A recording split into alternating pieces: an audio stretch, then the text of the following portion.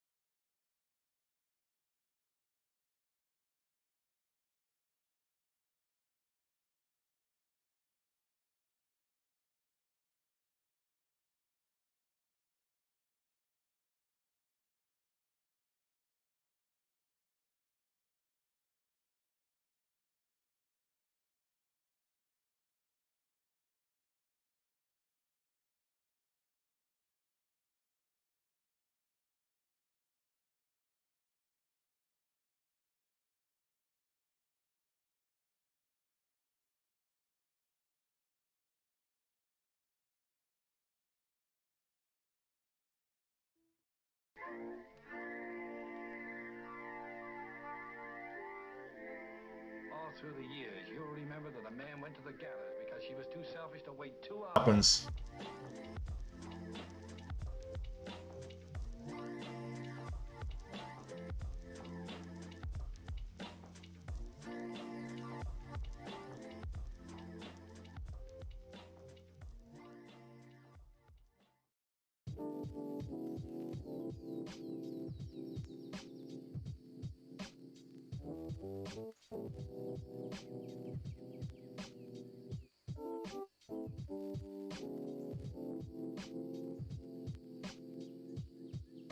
Okay, YouTube, just update your thing and then we'll be going.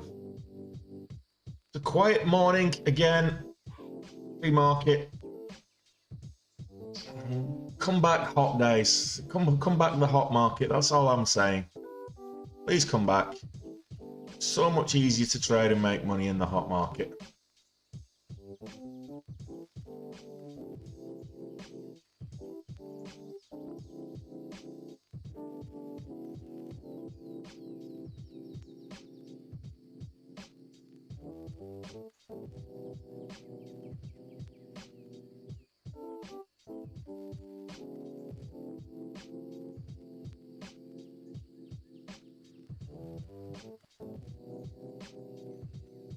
Okay, that's a very good question, Shane. So, in my opinion, is day trading crypto harder than regular forecast or stocks? Okay, so I would say day trading crypto is much more difficult than day trading the stock market. Why? Is probably the leading question on that. The simple answer is that when you're day trading equities, when you're day trading the stock market, one of the criteria, or two of the criteria that you look for when selecting your trades is volume and volatility. Now, if you transfer that across to crypto, you can get volume. All the big caps coins that have volume, your Bitcoins, your Ethereums, your the large cap coins have quite some, they're traded quite widely across the markets. They're on all the major exchanges, but you don't have the volatility. What I mean by that is that you're lucky to get like 10% move in a day is a big move in the crypto space on those high cap coins. Now you can get 100x movers, you can get big volatile moves with low cap coins, which tend not to be on the major exchanges, but the early part of their journey. The problem with that is you don't get the volume, which makes the moves less predictable. So to get sustainable, predictable moves, volume and volatility is a must. And with crypto, you're either going for volatility and a more gambling mentality, or you're going with the volume and it's more of an investment type mentality where you're looking at smaller moves but steady growth in the long term. So I would say day trading crypto is much harder to do intraday in particular than it would be day trading the stock market. My opinion, I'm sure there's crypto gurus out there would disagree with me, but that's just my opinion. Not financial advice, Got a financial advisor. Don't sue me.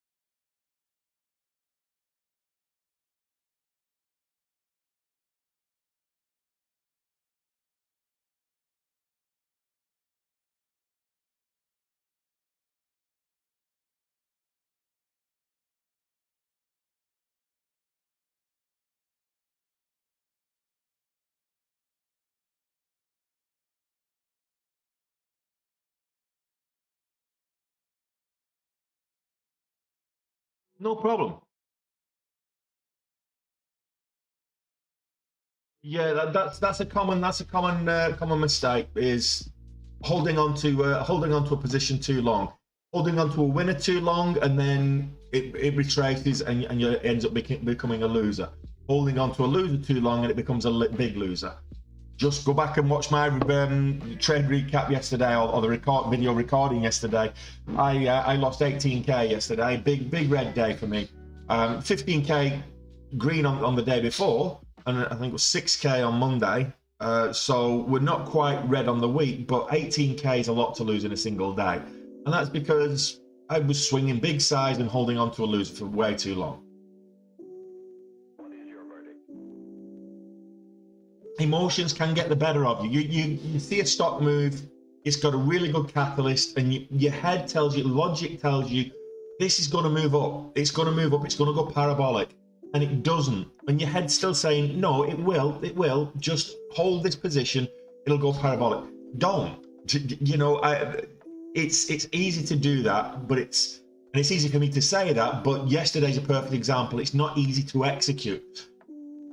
Rigid discipline is key. If you have rigid discipline and you cut your losses early, a good rule of thumb is first red candle to make a new low is an exit. You exit every time you get a new red candle to make a new low. Just exit your position. If it pulls back a little bit and then turns around and rallies, you can always re-enter. You might not catch the whole move. You might miss a little bit of that move. But if you're getting a red candle breaks a new low, exit the position. If you want to hold it and give it some space, that's fine. But if you get two red candles in a row, basically, if it's an upwards trend and you get two red candles, it's either entering a consolidation phase or it's reversing. So it's best to cut the position. So, and this is a good rule of thumb to follow. Do I follow it all the time? No. Do I make money when I do? Yes. It's having a key strategy, have it written down, documented. Having a strategy and sticking to it are two different things. Having a profitable strategy and sticking to it are two different things. Emotions get in the way a hell of a lot of the time. I hope I have a nice green day as well, Alistair. I've got a drawdown to make up. I've got to get. I was doing the calculations. So, gross profit wise, I need 10k to reach my growth goal on the year. But I've been doing the calculations. I actually need 40k net. So for the end of September, I need 40k net to be at 750, which is 3/4 of the way there. So I'm at 710 after yesterday net. So it's the net goal that's important, really. Virax making a little bit of a move.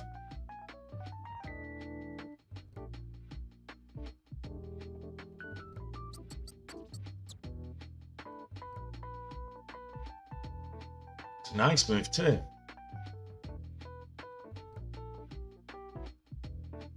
Nice to have got on that pullback there and back in at 340. Now we'll wait for another pullback. Hey Squibby. Good to see you here.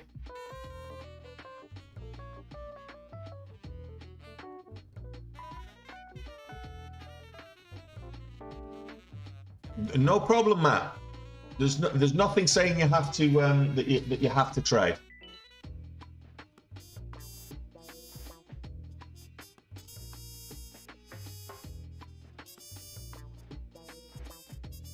Hey Lexter, good to see you. That you have.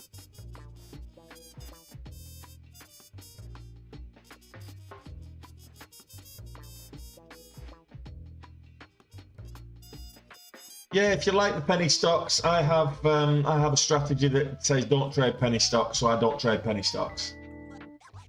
Not saying you can't make money on penny stocks, you can. I know people that do, but just below my floor. There's a number of reasons for it. Starting with a much smaller account than we did yesterday, obviously.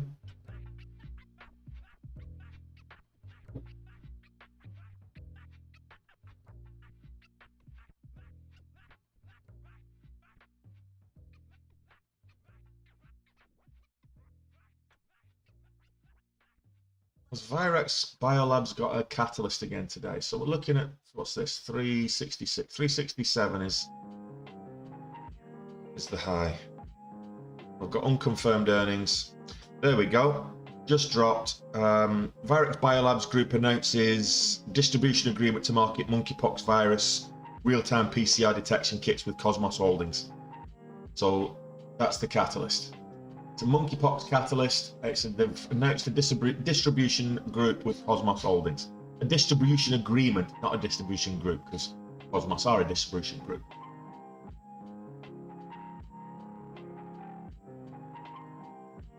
Absolutely, Lexter. I say that all the time. There's a reason why these stocks are low-priced, low-float stocks, and the majority of the time it's because they're garbage companies.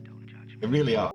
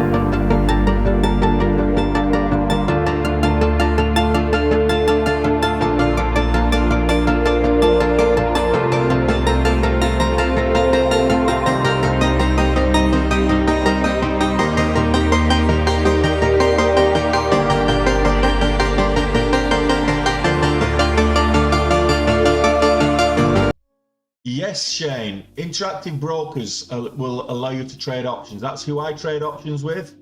And if you're in Ireland, there's no PDT rule with interactive brokers. So you can actually day trade with interactive brokers as well.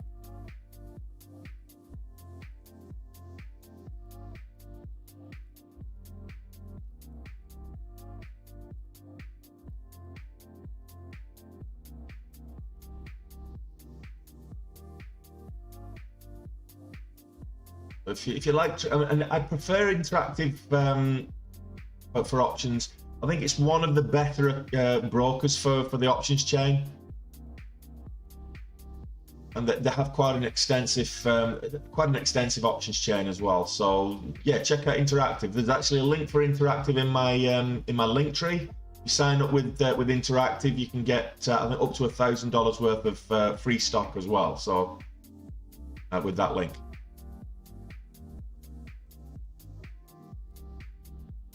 Well, this looks like it was the wrong option to take.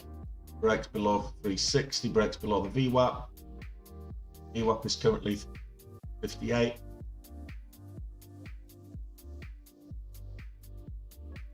In the UK, it has PDT rules. Yeah, absolutely, Jamie. Unfortunately.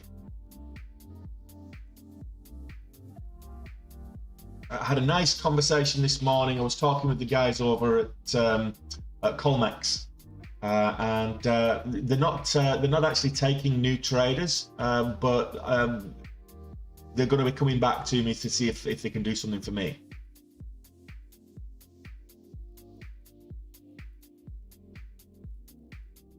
Also, there we go, broke the VWAP. And also I'm waiting on a registration link for you guys for the World Series of Day Trading. I'll get a bit more information later today. One of Shane, I reckon top three. But in terms of the World Series of Day Trading, I'll get a link for registration. Hopefully I have that added to the link tree, and I'll talk you through that anyway. But I'm going to get more details on that in terms of the platform, this year's platform. I think it's a 250k simulator account.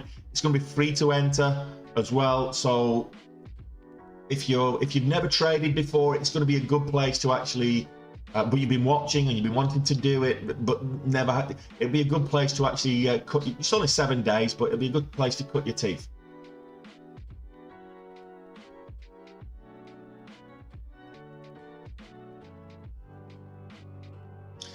Morning, Steve. Good to see you as well.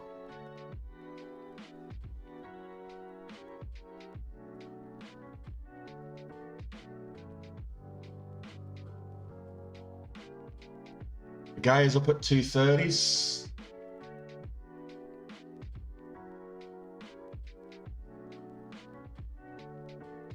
Spiro Therapeutics is back on the. It's too low, too small for me to be. It's too small for me to trade, but I'll show it to you anyway. So this is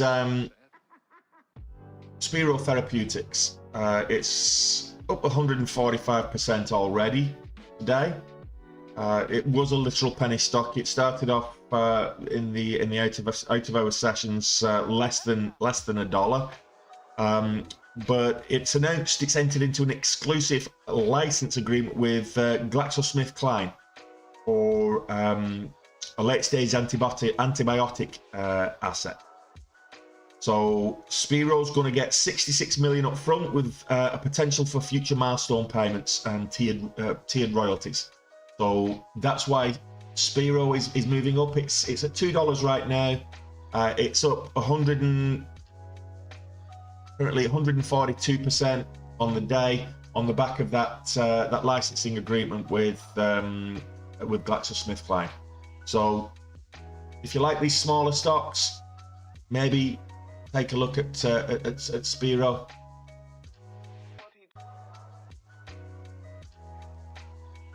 It's not a stock pick. I'm not advising you to trade it. I'm not saying it's going to go up. I'm not saying it's going to go down. I'm just giving you some information on what's moving and why. Good volume as well.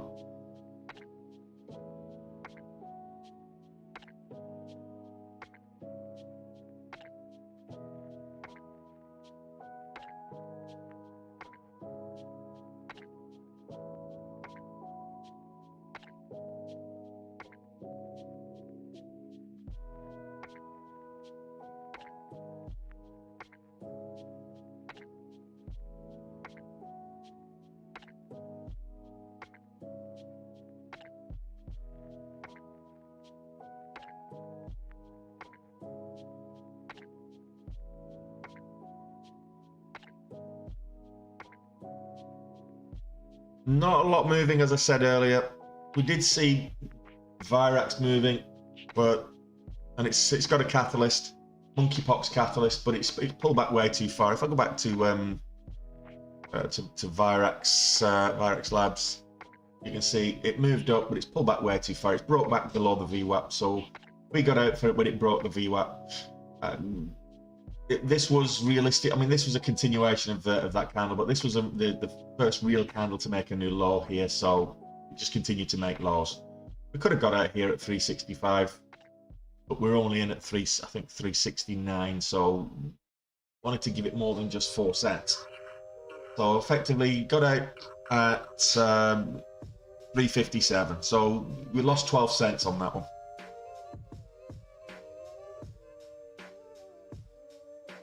My goodness, that was quick. We've got 3,000 likes already, Miyako. Here you go, Miyako.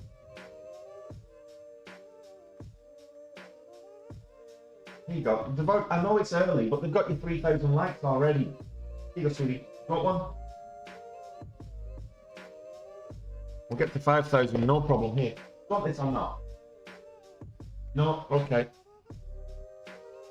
Watch it. Here you go. There you go. Three words you love to hear the most. Here you go. Go stand up for it. Good girl.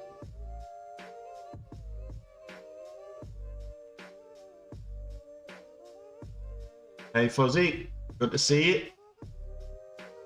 As always.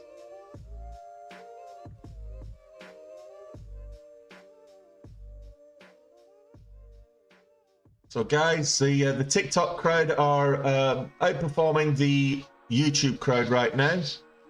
On the basis that the number of likes on YouTube. Come on, guys, get the like count up. You're not gonna let those TikTok vagabonds outperform you on the like count, are you?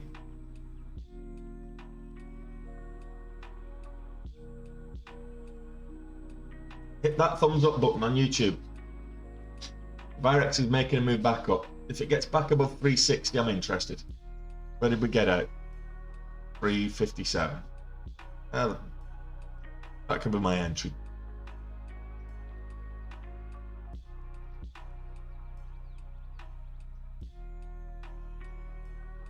Enough. The height of this candle is 357.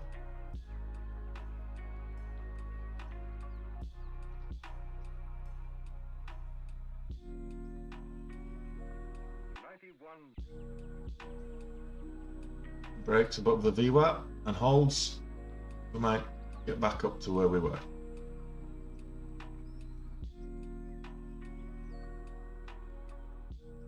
%50 up for the day, Fuzzy. That's a great return on the day. I think when you left it, you were 20% up, which is an amazing return anyway. But 50% is, I mean, that's phenomenal. Not often you get a 50% day on, 50% return on your equity.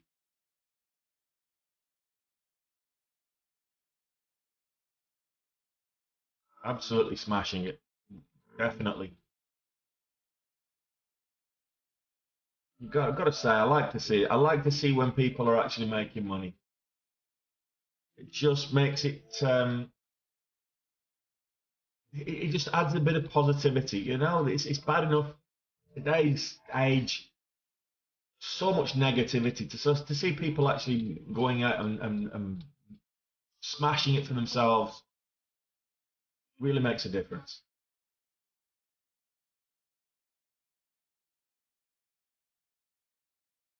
Yeah, I've just been talking about Spiro Lexter.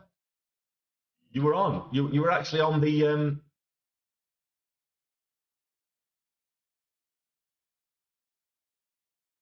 It's a $2 stock right now. Decent catalyst with a distribution agreement, a licensing agreement with GlaxoSmithKline. It is probably the most voluminous stock at the moment. It's certainly the most volatile. It's up almost 150% now, SPRO. Look, that's a challenge in its own right. So, if you've got,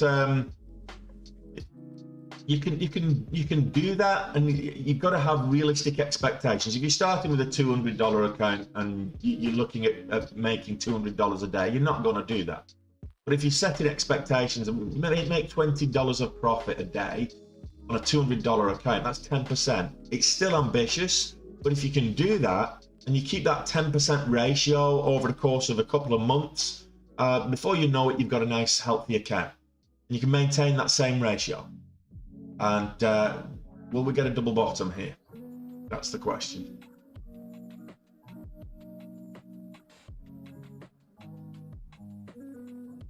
Well, you've seen me back in February did a small account challenge. I started with $5,000 and finished with 78,000, 79,000, 74,000 in profit, so 79,000.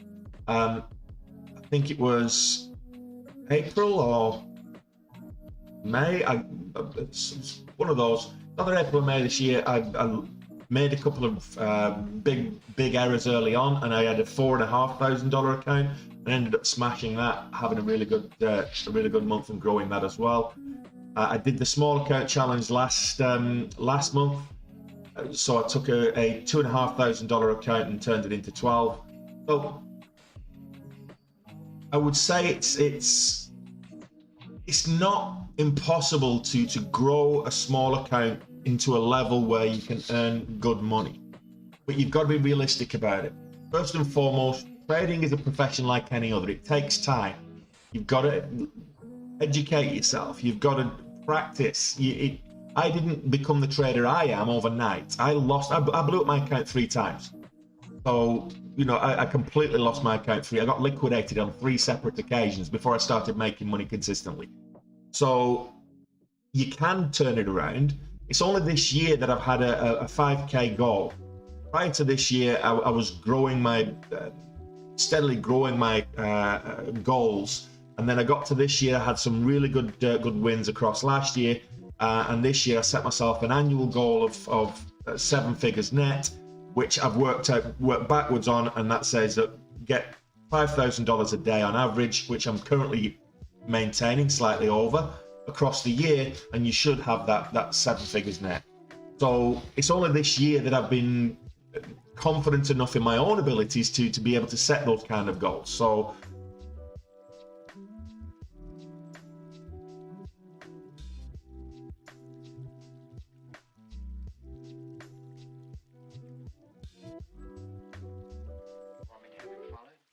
we did get a little bit of a kind of a double W shape. So again, 357, break over the VWAP. That's really what I'm looking for here. That's where I got out. So it's re-entry at the exit point. Could I do that today in today's market? Well, I did it last month. Like I said, $2,500 account in 14. No, it was less than 14 days. It was I think it was 12 days in total. I'll go back and have a look. 11. Might have been 11 days. 10 or 11 days trading, I think it was. Took a 2.5. So it's 2 weeks. $2,500 account and grew it into a $12,000 account. So I made $10,000 of profit in 2 weeks off a $2,500 account. So it can be done. But like I said, it's my results are not typical results. Most people do lose money when they're trading the markets. You've got to take your time. Trade small. Trade in a simulator first.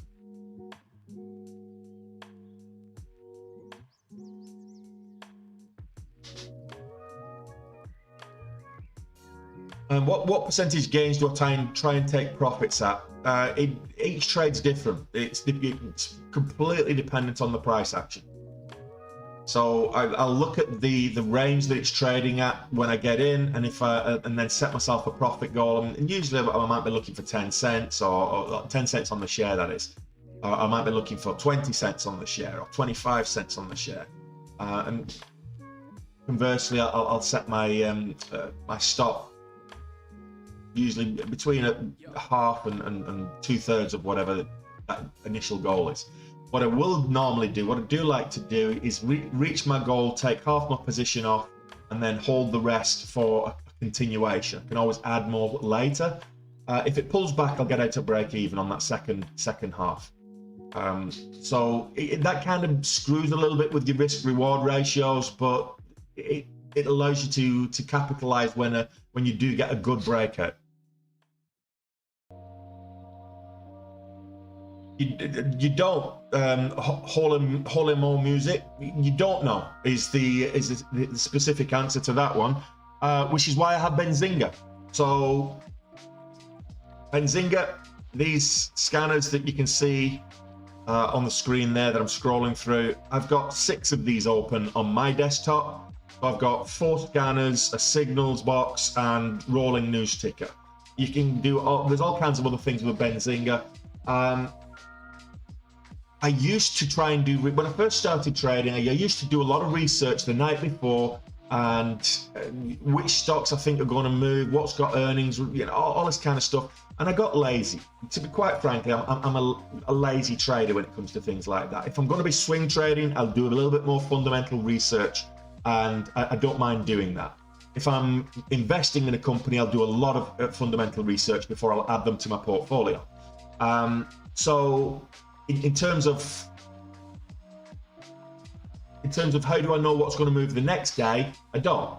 It's usually down to breaking news. Now, Benzinga lets me know what's moving, how much it's moving, why it's moving, and I will get. I'll start about half an hour before I'm eligible to trade. I can trade 2 hours before the market opens, so that's 12:30 my time. So I'll hit my desk usually about 12 o'clock, just after midday, while I'm having lunch, and then I'll start doing a little bit of research. What's moving? What do the markets look like? Why is it moving? What news has been breaking? All this kind of stuff, and then I'll start compiling a watch list. The only thing on my watch list at the moment is Viract Biolabs. Spiro, it would be on my watch list if it was a higher price stock, but it's below my floor. So it does have a good catalyst. It's got good volume and it's moving well. So that's how I find out which stocks to trade. Hollymo Music, Benzinga. Just check the link in the description. You'll see it, because it actually says how do I find stocks to trade. There's a link there. Try it out for free.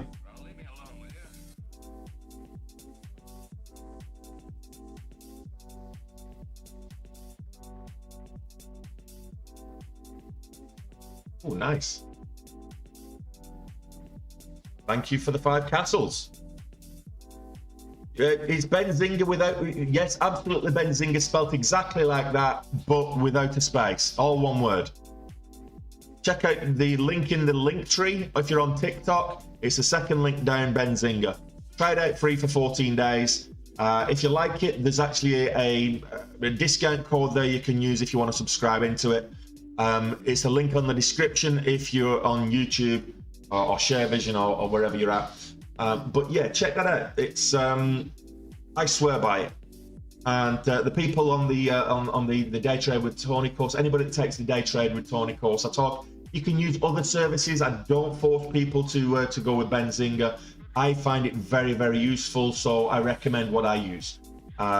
You can use Trade Ideas, you can use FinViz, you can use Yahoo Finance. All of these have screeners that you can use. Some are better than others. I find Benzinga extremely, extremely useful, and for the money, it's not the cheapest one, but it's certainly not the most expensive either. I think it's more than worth the investment. Basically, I look at it as based on the news and the information I get from Benzinga. Is it worth $100 a month? Which is a little bit. That's $100 is a little bit more than I pay. But is it worth $100 a month? Well, I'll make $100 on one trade. So absolutely. I'll make more than $100 on one trade.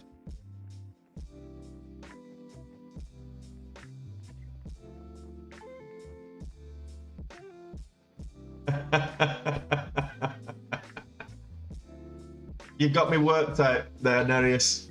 I hope you didn't follow me yesterday, because yesterday all 3 trades I took were red. Decent sized red ones yesterday. It's I had the Midas touch in reverse yesterday. I've had that a couple of times.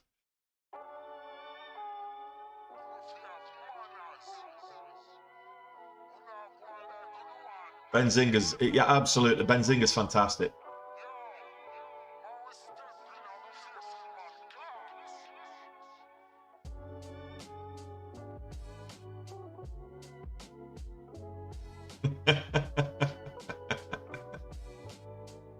It's because of trading pre-market, Nereus. If I was to analyze it, you get faked out.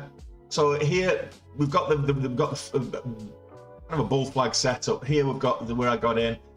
We've got the flagpole up, the pull back, next candle to make a new high on a bull flag. You usually get a breakout. Now, we did get the breakout and the move up. I didn't take profit. I was waiting for it, I had my targets, and then it pulled back. So, whilst we did make a new high of day, I was looking for 380 as opposed to 375. I didn't want a 5-cent move, I wanted a 10-cent move. And based on the ATR of 7 cents as it is right now, I think that was reasonable expectation. The fact that it pulled back and faked me out, that's part and parcel of trading in pre-market. You get lower volume, lower liquidity, so fake outs are more prevalent in pre-market than they would be after the bell.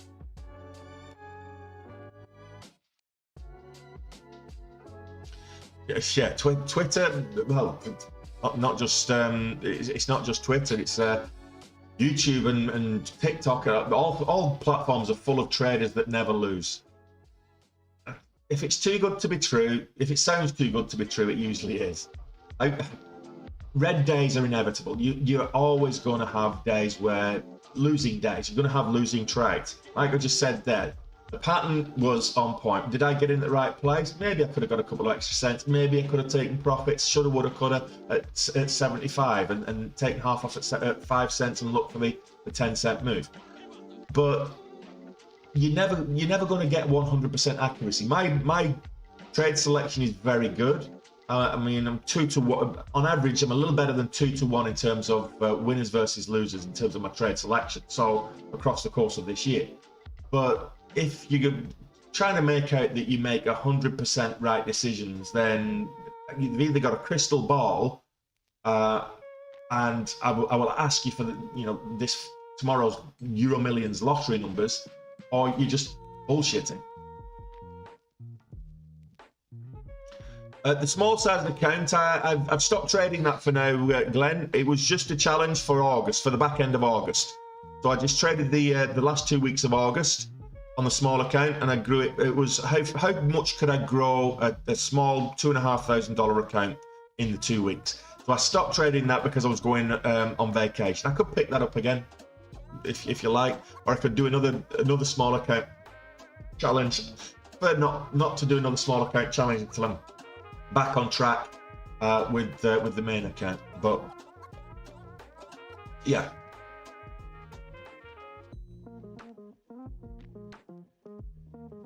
Totally agree with you, Mike.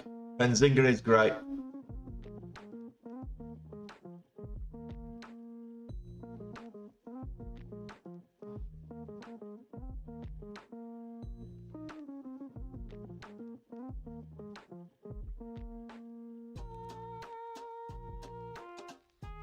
What else is moving?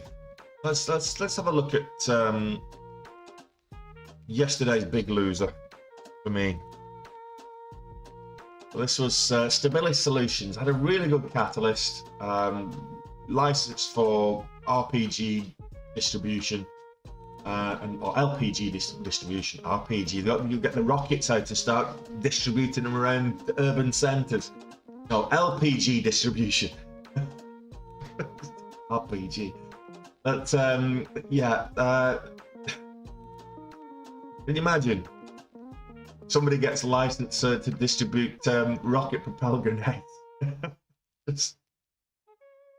Okay, so Rumble's it making highs. It may even surprise you to know that I think Rumble had a really good move up on Monday.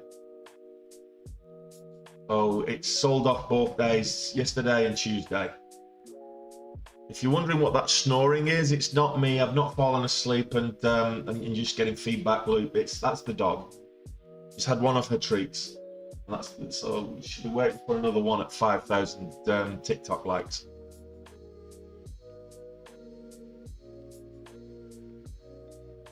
I will of course, Glenn, do another small account. I think the next small account challenge will probably. January is probably a good time to do it. New year, new account.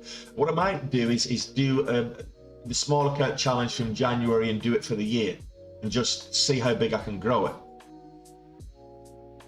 Maybe do like a $2,000 account at the start of January, and then see how far we can grow it by Easter, and then continue without withdrawing. I'll continue to withdraw from my large account and trade in my large account, but we'll see.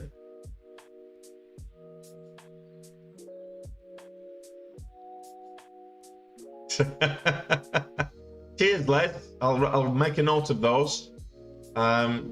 It can't be any less lucky than my numbers that I play. I don't play. I'm a sucker for probabilities. Okay, so I'm playing poker, and that's one of the reasons that you know, I've found that I look at trading, and it's about getting probability, an edge on your probability in terms of trade probability. But when I look at the lottery, it's like people who have the same numbers day in, day out, week in, week out, or whatever. I'm like, why are you doing that? Because if those numbers come up on the one day that you don't play it, you're going to be suicidal. So I deliberately play lucky picks every time because they've got the statistical same probabilities as any other selection. But because I don't care what the numbers are, if they come up the following week, I don't really care because I don't remember what numbers I played unless they're actually winners. So yeah. Virax to $6 today. That's ambitious. I don't think it will, but hopefully give us some momentum to trade that. It's just the way it didn't continue. We're getting a bit of a flag formation. This is Rumble. I'll go back to Virax. But we've got a bit of a flag formation on the high time frame. If you look at the 2-minute time frame, you've got your flagpole, and then we've got this flag formation here. It could move up, but the fact that it didn't continue after this pullback suggests it's not as strong as perhaps it could be. $4, yeah. $6, I think it's ambitious.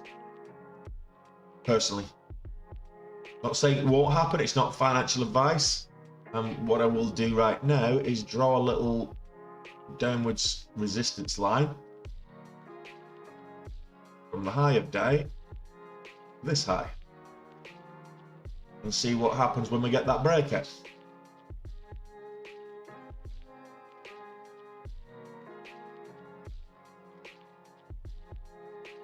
Yeah, the Euro Millions is, what is it, 170 million or something this on Friday.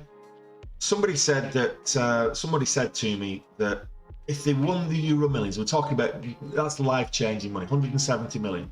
They said to me that if they won the Euro Millions, they wouldn't let it change them. And I looked at them with the side eye, and I'm like, bullshit.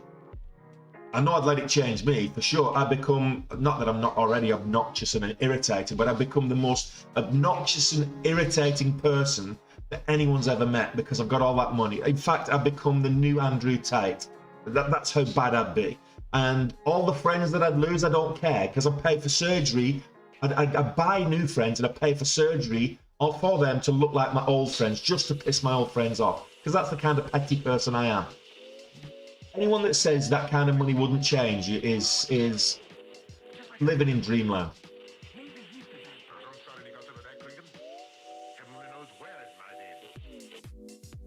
I'm not.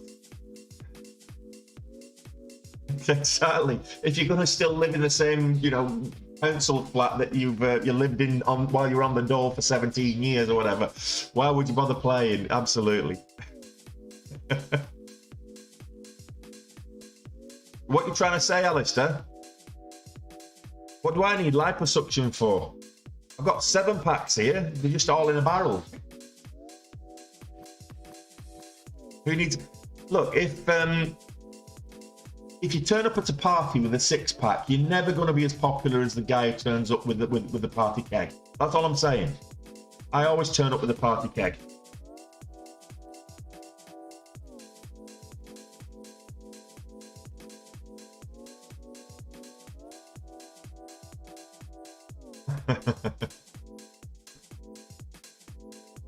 Yeah, Chesty.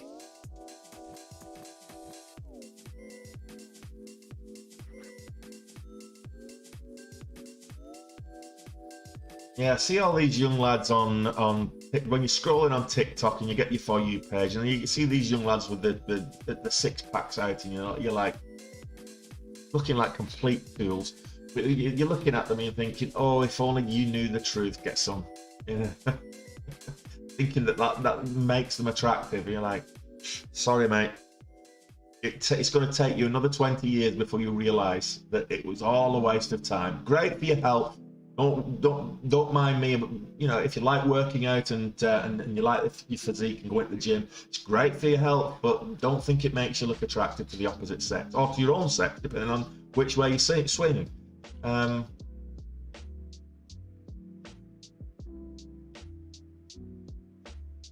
I've actually won 1,200 euros is the biggest one I've won on the lotto.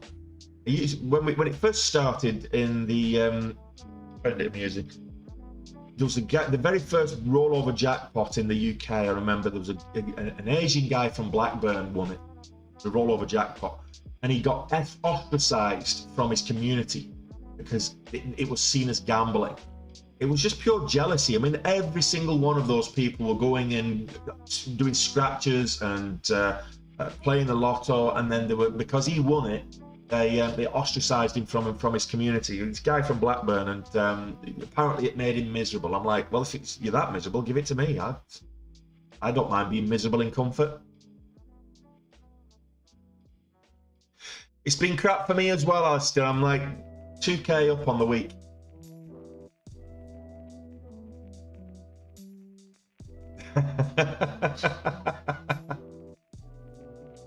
I'm just getting revenge for those liposuction comments that you've been dropping while I've been gone there, Alistair. So maybe you should read the banner on YouTube, and like I say, don't blindly follow me.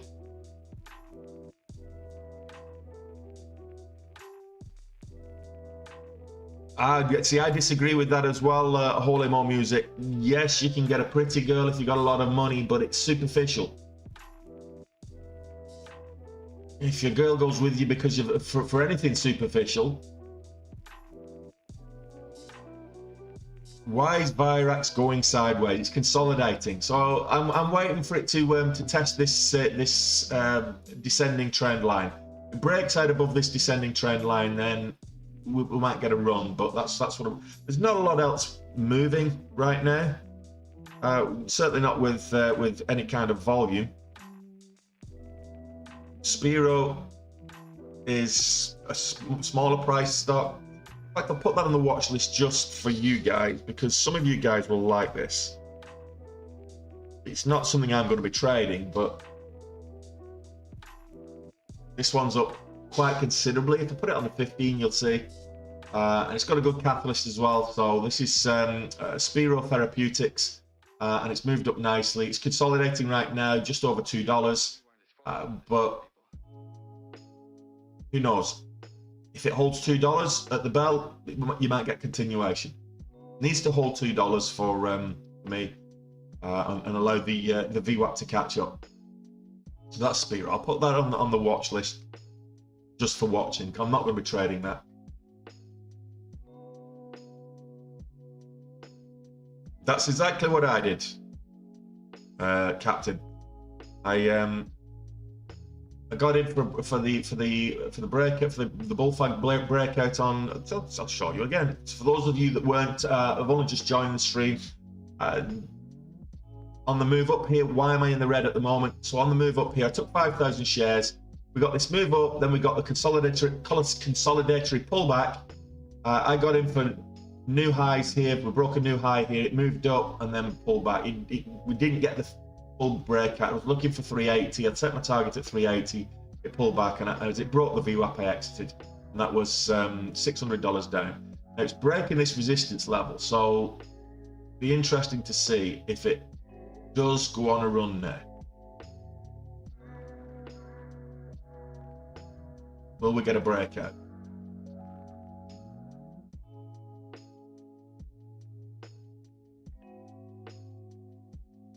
It's funny, it threw the wick up there, but the body remained on the green candle remained below the descending resistance. Yeah, I got filled at 369 and then I got out at 357. So I was effectively giving it 10 cents, but I waited for because of the VWAP, I gave it that extra 2 cents and waited for it to break the VWAP.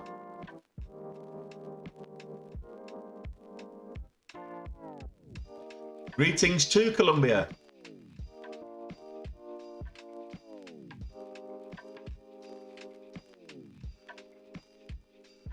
Who's hating on you, James? Hey, don't let the party poopers get you down.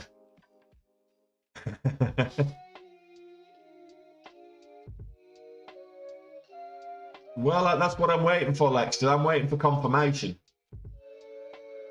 I mean,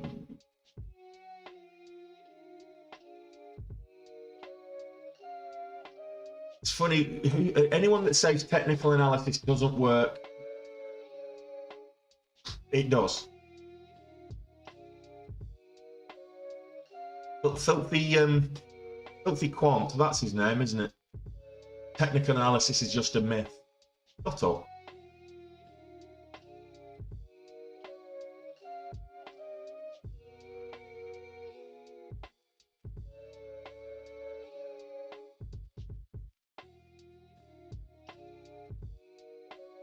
Virax is the only thing on the last 15 minutes that's got decent volume.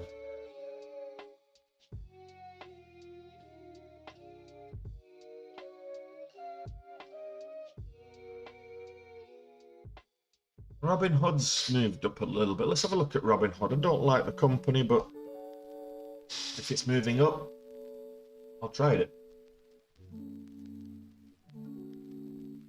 Why? I know why Robin Hood's moving up. So the Fed have decided that payment for order flow, SEC, it's not Fed, the SEC's decided that payment for order flow is going to be is still okay. They're not going to remove payment for order flow. So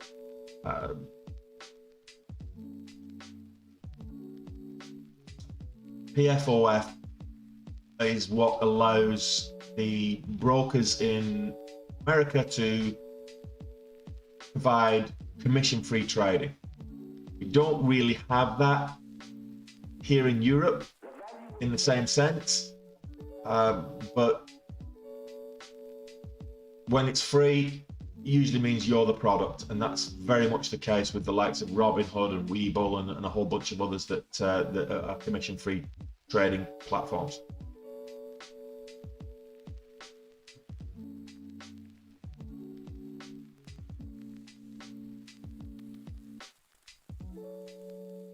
Okay, Virax, we'll keep watching you.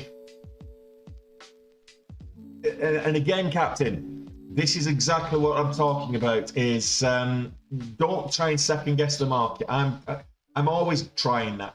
Second guess the market. I did it yesterday with that LPG catalyst. I thought that's really that's got to go parabolic. That's a great catalyst. I did it a couple of weeks ago with a cancer catalyst. And just because you like the catalyst doesn't mean it's going to move. Trade the price action, not the catalyst.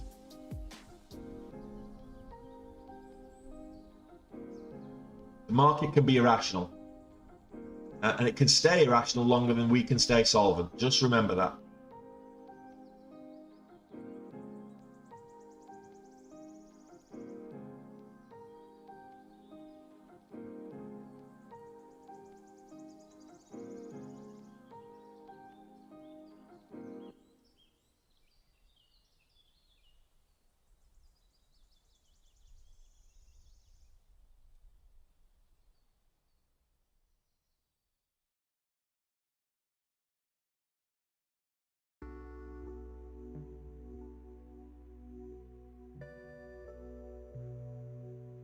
We're getting very close to, so if again, it's this is what's known as a narrowing pennant. So we've got the descending resistance, we've got the ascending support. So as we reach the apex, it's got to decide one way what it's going to do. This is a narrowing pennant.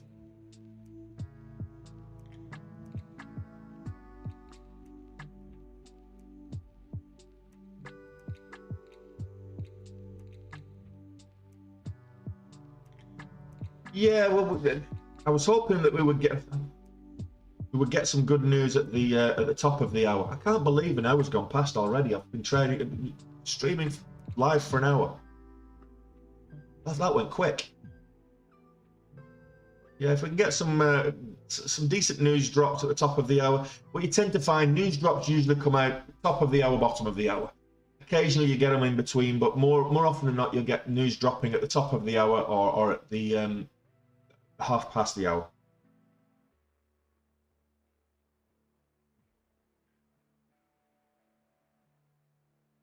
Where have I got a splinter? Not been near any wood. That's weird. I'll hold off for now for Barocca, but you be my guest, Alistair. Enjoy. To be fair, it didn't do me any good yesterday.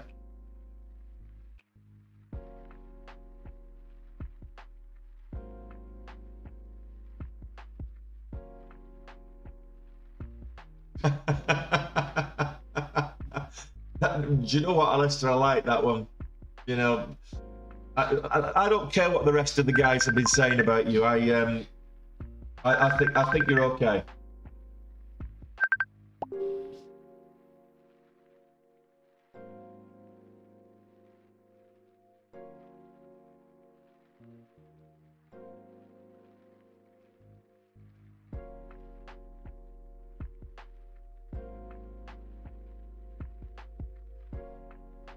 Sitting on the fence, and that's why you've got Splinter. Yeah. Oh, here we go again. Mobile Global Esports is up on low volume yet again. Rumble spiking down now, so that didn't last.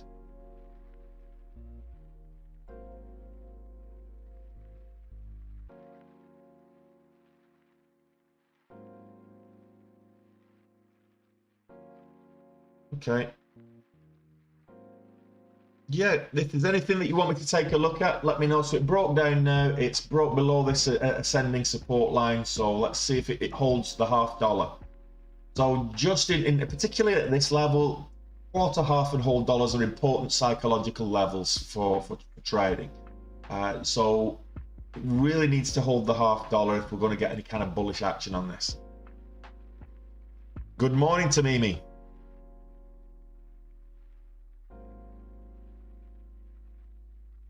Yeah, that's why level 2 is not reliable there, Captain. Level 2 can be manipulated. Just remember that.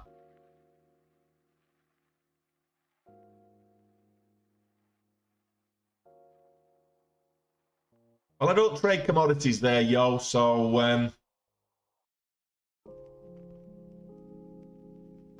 the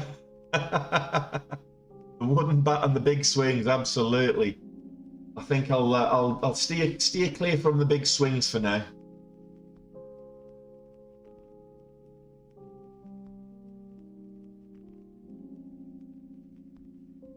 And don't get frustrated. The only reason you should be getting frustrated with a stock not going in your favor is because you're holding on to it too long. If you're holding on to it too long and it keeps going against you, that's the reason. Wait for a good setups. If you wait for the good, if you take one trade a day, and yesterday there was some stocks that could have done that. One trade a day. If you wait for the right setup and be patient across the day, you can be sat on your hands for 6 hours, and then one trade makes its move, and you jump on it, and you've made your goal on the day.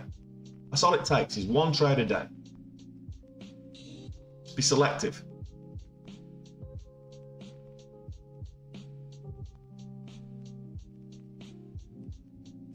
No, but many women have said that.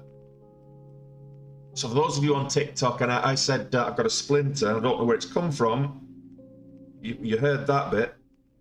And I said I've not been near any wood. So Chesty on YouTube had just said, not been near any wood, said no man. Yeah, but quite a few women.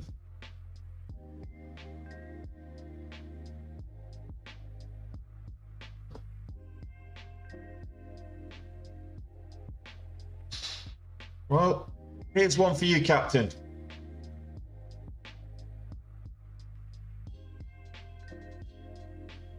Not worth trading. There's not enough volume, but I just saw the ticker hit the top of the momentum scans. I thought, oh, there you go. One for you, buddy.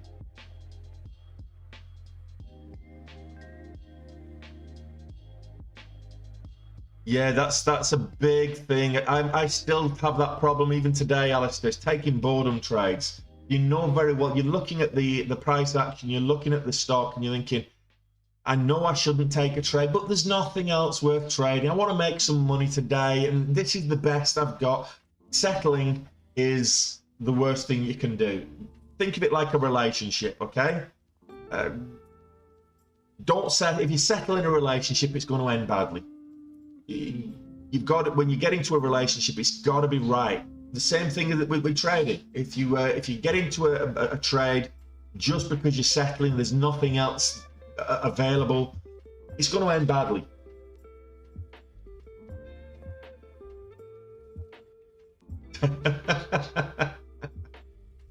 Well, if I get married again, it's got to be. I've only been married the once, and that ended badly. So if it happens, if and when it happens again, it's going to be. I'm not going to be settling.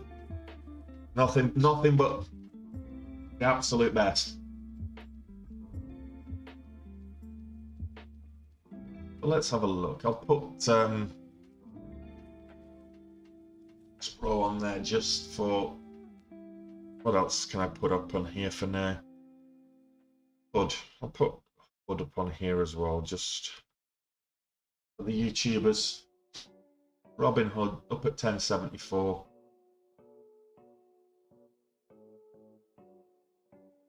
What else? Not a lot.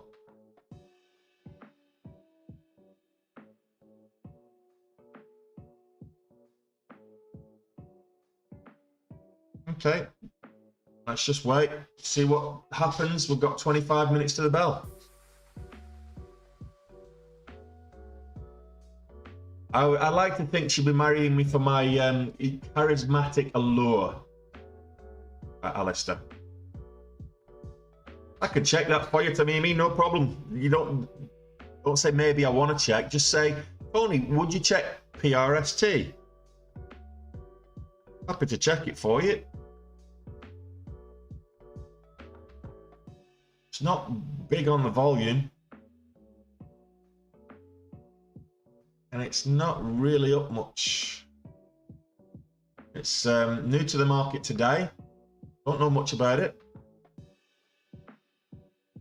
That's why it's not on the scanners. It's new on the market today, but fair play to you.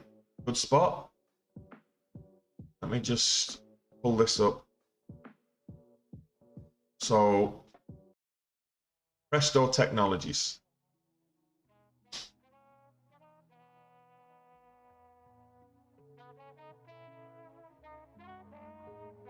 Looking at some of the key data here.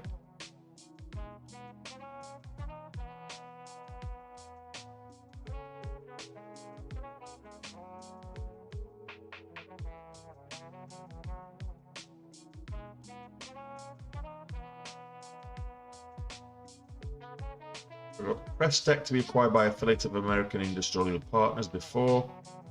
Kind of, where's this come from? Because I'm not getting any previous on it. I've got previous news. 69 million shares outstanding. Doesn't say the float size, so. Alright, okay. Don't know too much about these guys. Presto Automation.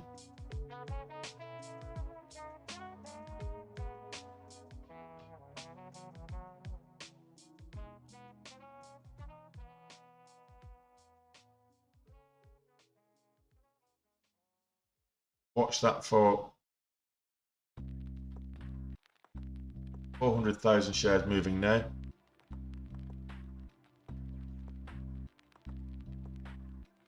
I'll take a look at that for you, no problem at all. No volume at the moment. Shuttle Farmer is at 614s, but nobody's trading it. 123,000 shares traded in the out of hours session. It's not looking great. I hope you're not holding bags up at like $14 or $16 or something, because this is not looking great at all. It's looking very, very weak. On the 60-minute and the daily chart, it's looking very weak. So it's a recent IPO last month, but it's not looking very, very good at all. If you're in it long, I'm sorry to say, it doesn't look good for you. Yeah, I've got that. If you're watching on YouTube, I've actually got that on the on one of the smaller watch list screens there. It's consolidating around the $2 level, fuzzy.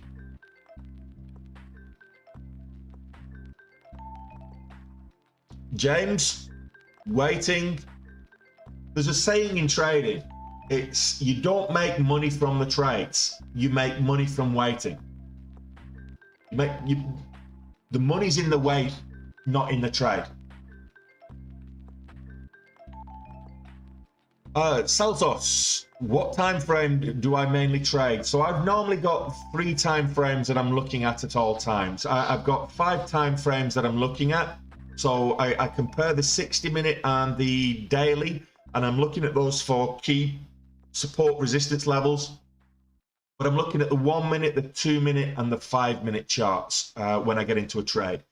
I'm looking for entry and exit signals on all 3. And the reason I've started, I used to only have the 1 minute and the 5 minute, but I've started using the 2 minutes as well for that a little bit of additional confirmation. So if I see an entry signal on the 1 minute, for example, and I see a potential bull flag breakout or a flat top on a 1 minute, but then I see exit signals on the 2 and the 5 minute, I'll be more cautious, because it's kind of like a democratic voting system, 2 to 1 against. I'm seeing 2 exit signals, or 2 reversals, but I'm seeing 1 entry signal. So I'll be more cautious on the entry. And likewise, if I'm in a trade and I see an exit signal on the 1 minute, and I see entry points on the 2 and 5, I'll continue and I might hold it a bit longer. So I'm looking for confirmation on the higher time frames. I actually prefer to trade the higher time frames in terms of reliability, but I like to trade the lower time frames in terms of the volatility. For people that are new to trading on the 1 minute can be a little bit too volatile for a lot of people. So if that's the case, look at the higher time frames. The patterns tend to be a little more reliable in terms of breakouts. Hey beginner, how you doing? Good to see you back.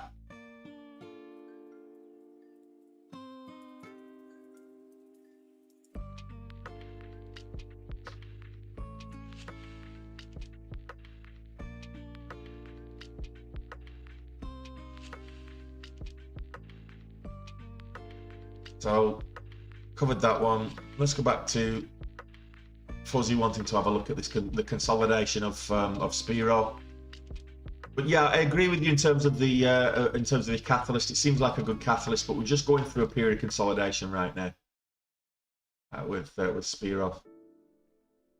I think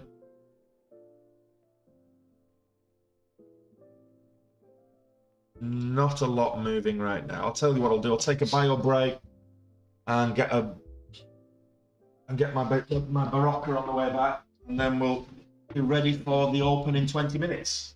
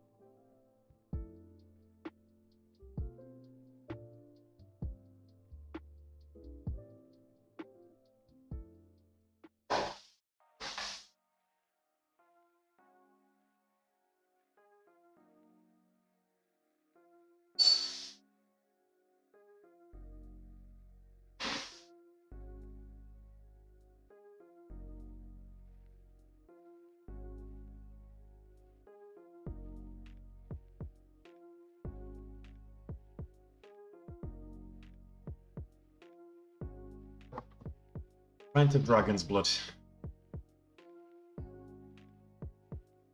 No, I didn't. I finished yesterday. I finished 18k down. I did a trade recap. If you want to look in the videos there on YouTube, you get the trade recap. I got stopped out on that trade whilst the FOMC meeting was on, and I finished a little over 18,000 down. Actually, I lost 19,000 after, just over 19,000 after all the charges and transaction fees, etc. But yeah, it wasn't a good day for me yesterday. We're still green on the week though, which is always zoom out. If you have a bad day, zoom out. How are you faring on the week? If you're having a bad week, zoom out. How are you faring on the month? Zoom out again if your month is particularly bad and see where you are in the year. If 9 months into the year, if you're still in the red and you're day trading, maybe revise your strategy. Maybe take a look at what you're doing wrong. It's not uncommon to be in the red on long-term value investing, which all my portfolio is red. So actually, no, I've my Amazon holdings is actually green, so I'm actually in the money on Amazon at the moment.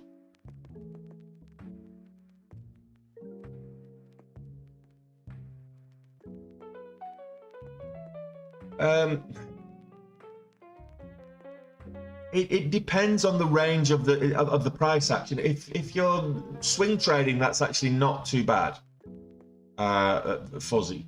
But if you're day trading, it really depends on the volatility of the stock. So if you're setting a stop loss that's highly volatile and it's got a big ATR, then you're going to get stopped out before it actually makes a move up.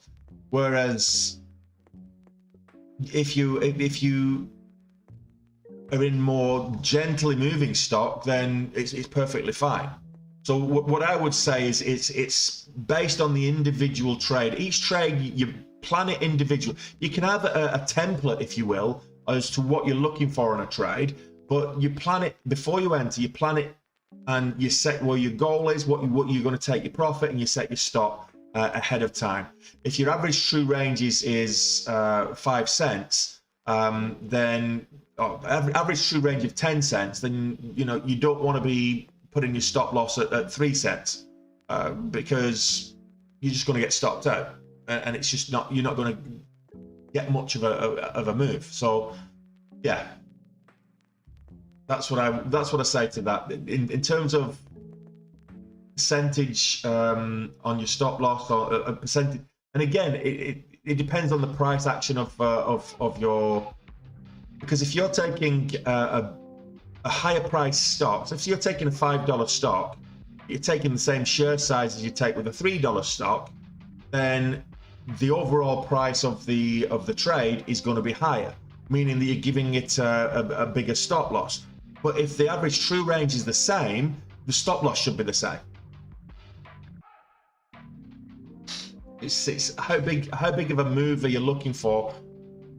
You take into account the price, you take into account the spreads, you take into account the range that it's moving at. You know yourself.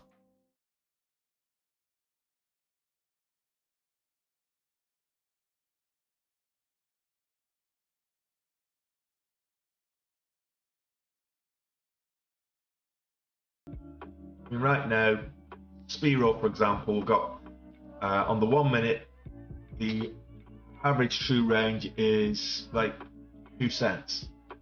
So to want to get a 10-cent move on this, you're probably going to be waiting 5 minutes, maybe more, 10 minutes. ATR on the 5 minute chart is 7.5 cents. So you can expect to be wait for 2 full candles to get that 10-cent move if that's your target. So the ATR can be a useful tool to have up there. Just if you can't read the price action off the candlesticks, the ATR is a good fallback.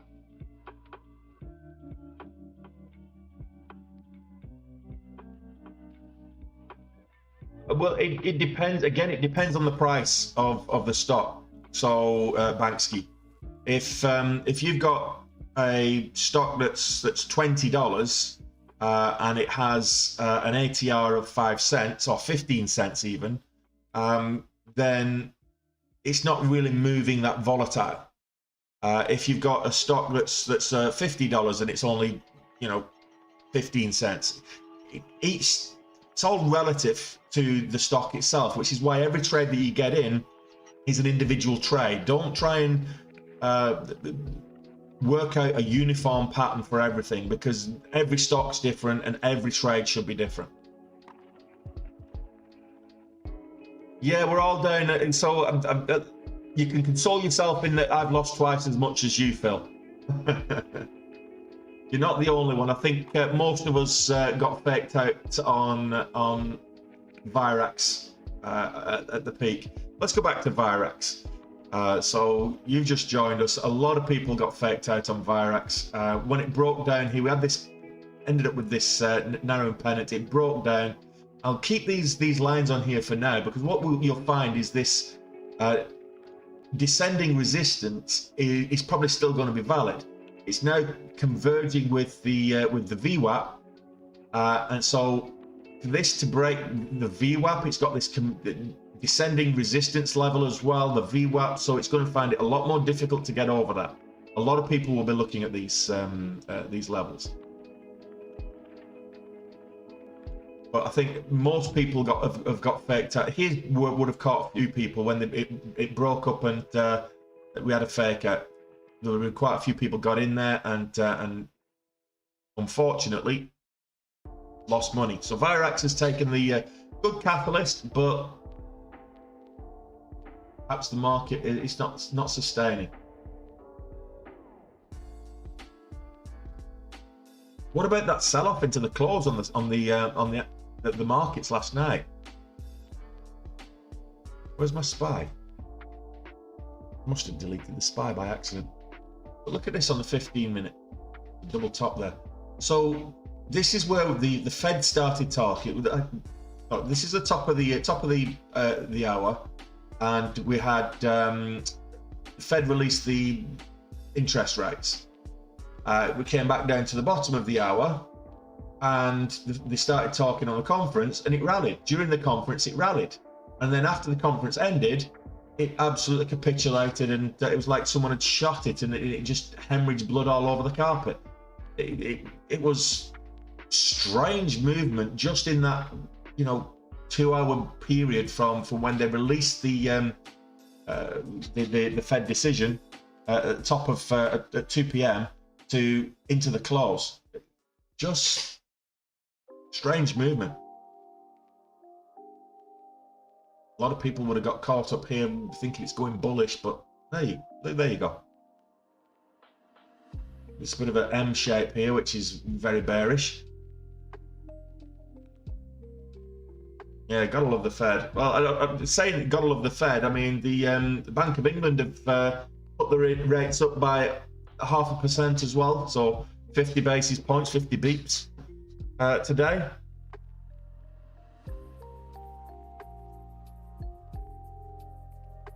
Well, you're using 50. All right, okay. So you're using 15 on the setup. I use 14. So you're not wrong there, Banks. Yeah, I've got 14. For the ATR setup, I've got the last 14 candles. 15 is fine. Whatever you're comfortable with. It's about individual preference.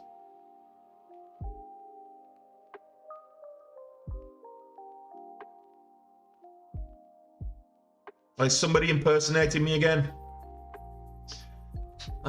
Imitation is the most sincerest form of flattery. That's what they say, isn't it?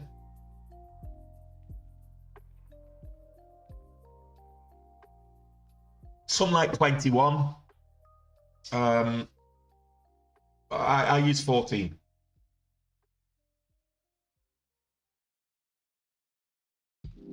Yeah, guys, if anyone tries to get in touch with you pretending to be me, and they want you to get in, contact them via WhatsApp or Telegram or whatever, it's not me. Just it's some guy, it's some scammer. If someone's saying that they're going to trade your money for you, it's some scammer. You'll give them your money, and you'll never see it again.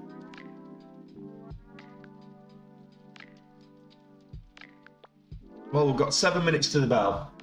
We've got 900 likes on TikTok before the hairy beast gets another treat.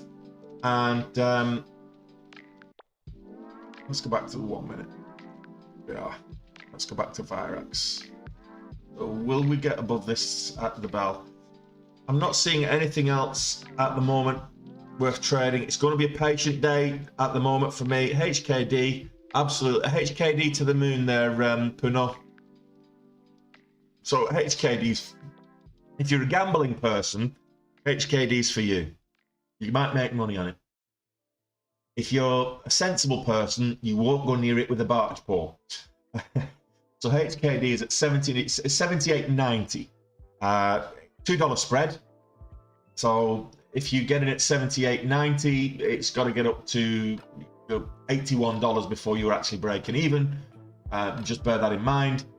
So $2 spread on it at the moment. Very low volume. We've had 26,000 shares traded in the whole out of our session.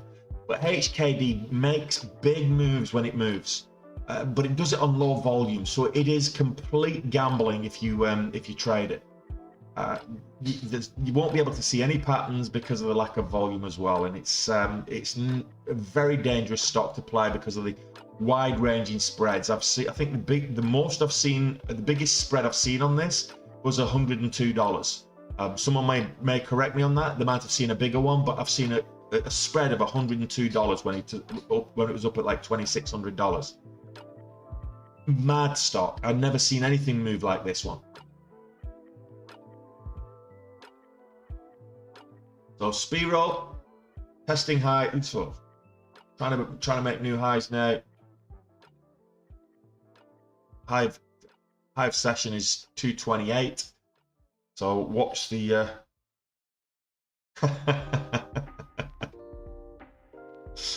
Oh, if you've got XRP, yeah, what gains?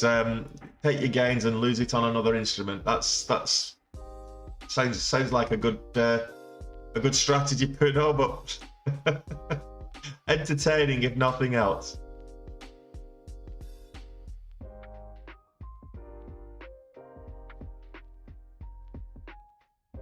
Ooh, XRP up at 44s. Nice. Ethereum's way down. It's under $1,300 now. Bitcoin's still under 20. Donna 45 cents. XRP 44 cents. So hey, look, we've got 4 minutes left to the bell.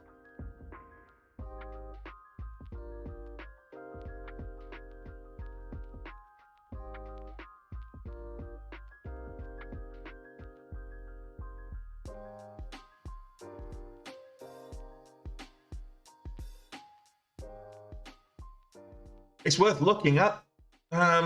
Steve, I'll do exactly that for you. All right, Rumble, is it worth looking at? Is it worth trading is a different matter, but right now it's had some good results this week. It really ran on Monday, then sold off and lost pretty much all its gains over the next 2 days. It's up at the moment, testing $13. It might move. It's a popular one with the social media crowd, the Reddit crowd as well. Steve will do this. This is the catalyst that dropped at the bottom of the last hour. Steve will do it to produce exclusive content on Rumble. I don't know who Steve will do it is. Is he? Should I know who he is? Is he famous? Is he some kind of genius or whatever? I don't know. Who the hell is Steve will do it? But apparently he's going to produce exclusive content to Rumble. What I would say is first watch for 1320 and then look for pre-market highs at 1325, which is the quarter dollar. So if you're going to trade this, if it stays above the VWAP and continues to move upwards, could be interesting, but I will be looking for, after the bell, looking for at least 1325 before I entered that. Not a signal, just my opinion.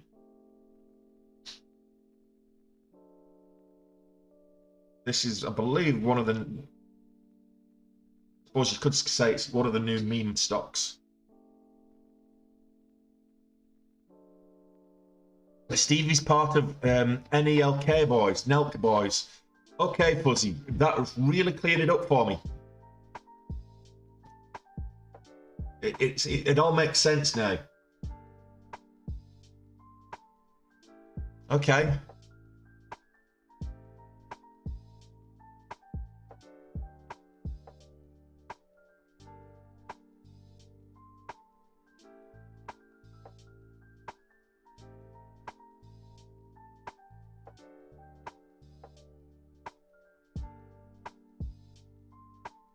It's just a very slow day today.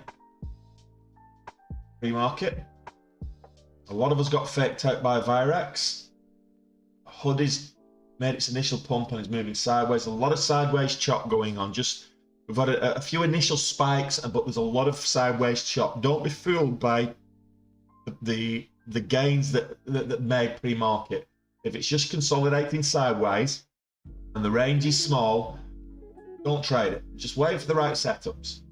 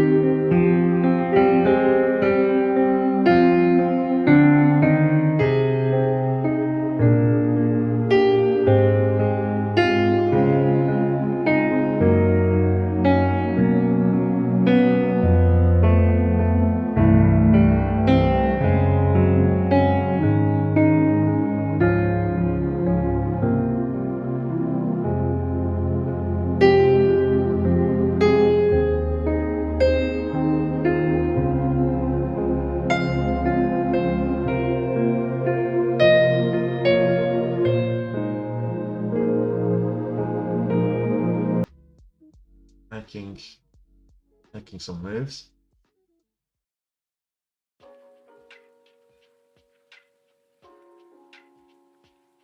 This level here. 85, 1085.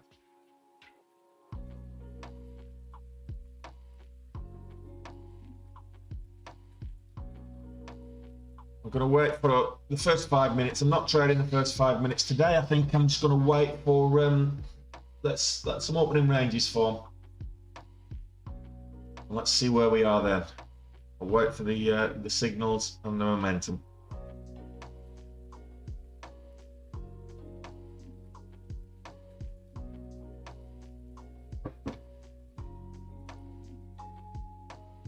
So Robin Hood up at 1090s. $11 was the pre-market high.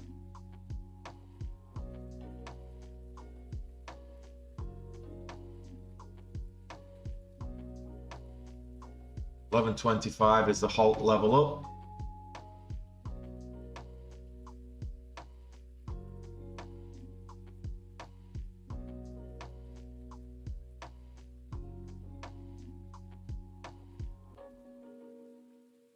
Oh, HKD came in with quite a bit of volume there. What's happened there? HKD with volume?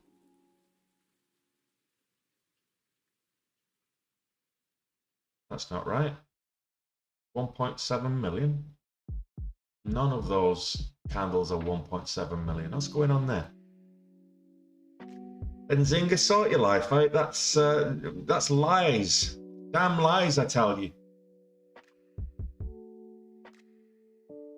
Yeah, see Li Auto, Chinese EV company, into NIO.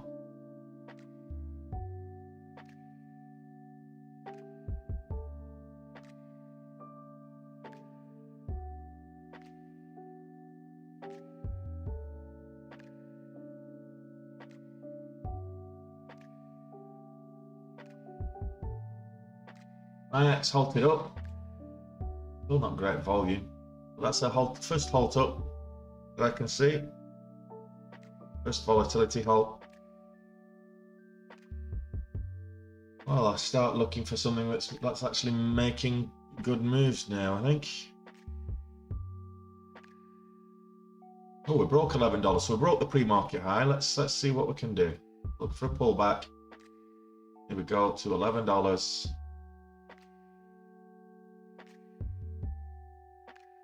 Oh, what? That was a terrible fill.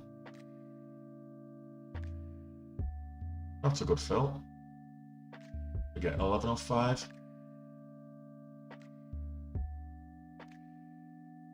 See if we can get 11.20.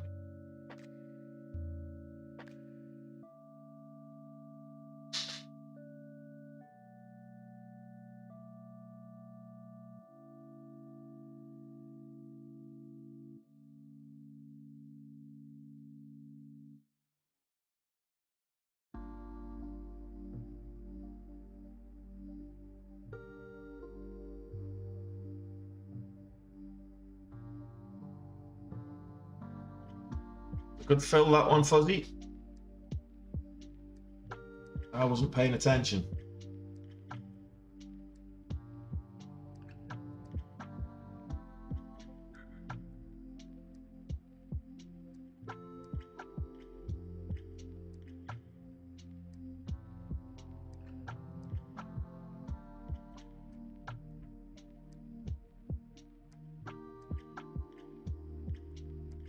I'm gonna have an increased volatility this first 5-10 minutes of the open. Anyway, just factor that in as well in terms of your trading style.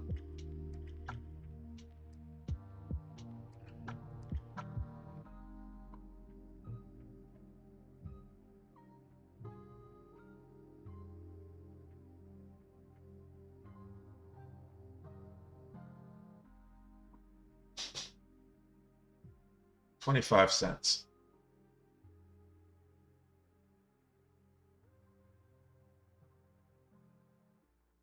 Stop 25 cents locked down. Just below the VWAP.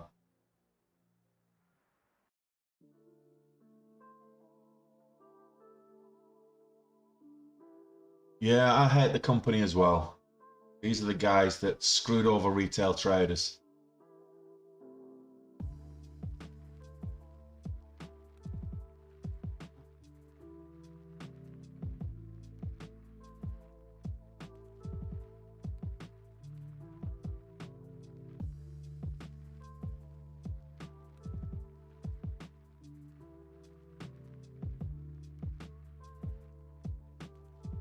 NIAX moving up, beat is at 217s.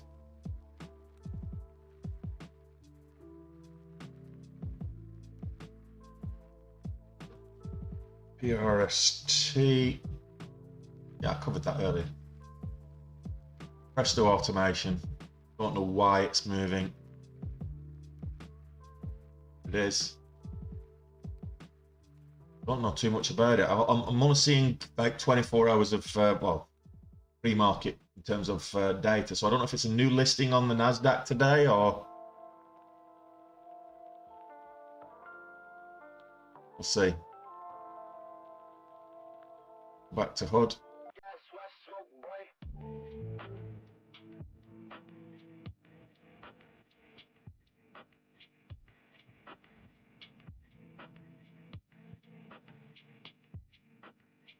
I got stopped out on HUD. That's okay.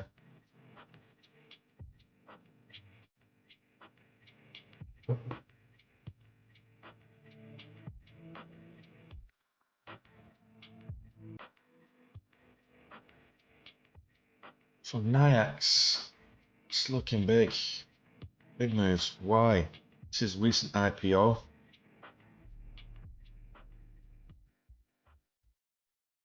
Which reminds me, what stocks are IPOing today?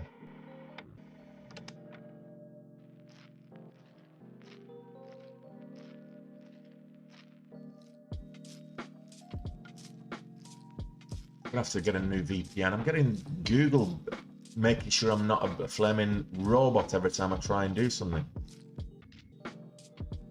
Okay, so Today is the 22nd. No IPOs today.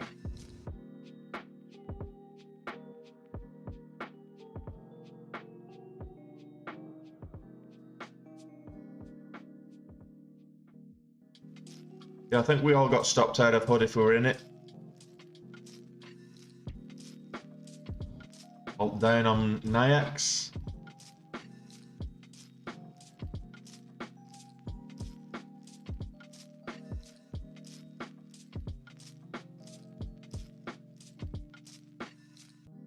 Virax making its move up. No.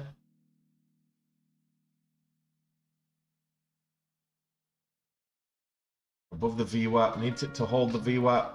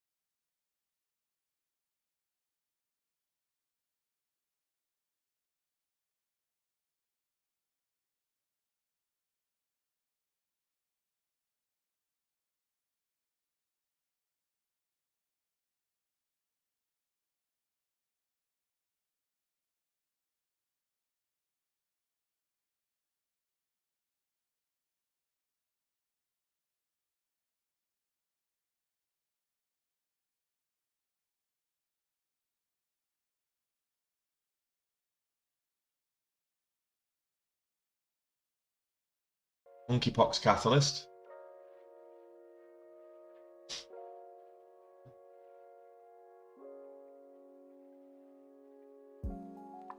Very tight stop. Get out if it breaks the VWAP. I'm in at 358, it's 5 cents. VWAP is currently 353.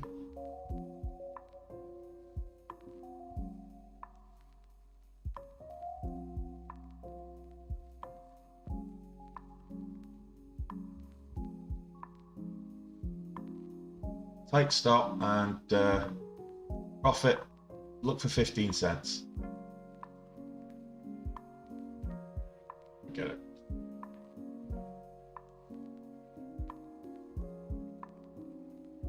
So that flushed down, brought the VWAP. That was my Q2 exit. Pixie, gonna take a look at that for you.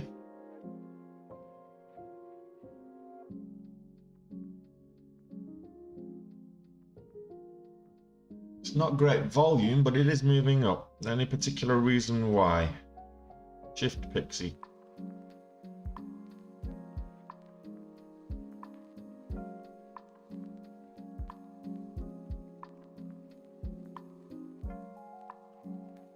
No, I'm not seeing a catalyst on Pixie either.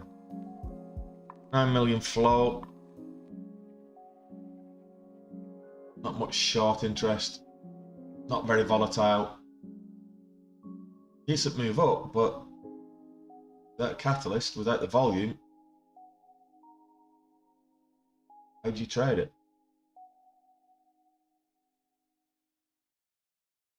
Spiro. Ooh, potential double bottom formation maybe. It goes back up towards 205, 206. On Spiro. Virax. Typical.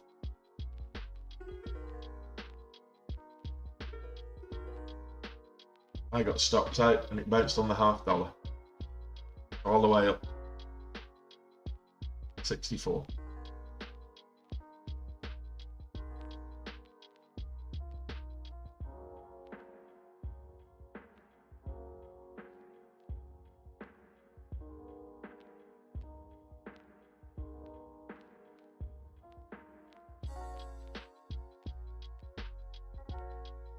So the inverse Qs are absolutely crushing it.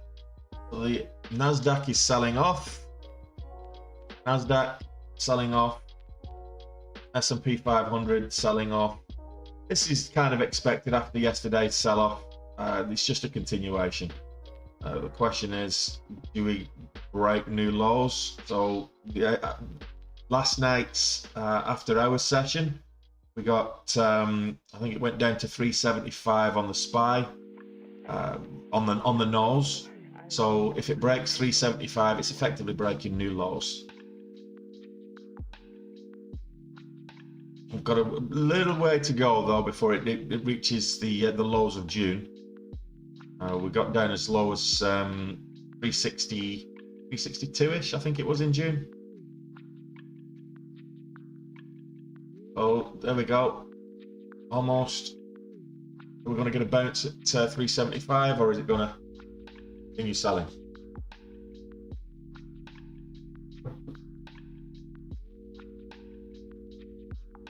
This will have an effect on the wider market, of course.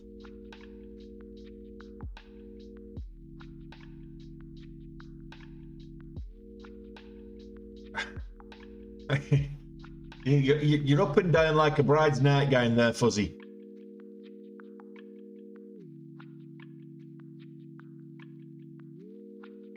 Is it worth shorting HUD? Well, it would have been worth shorting HUD at $11. Got a whole 50 cent, 60 cent move there. Just waiting to see how we're going to break below 375. That's a big psychological level, 375.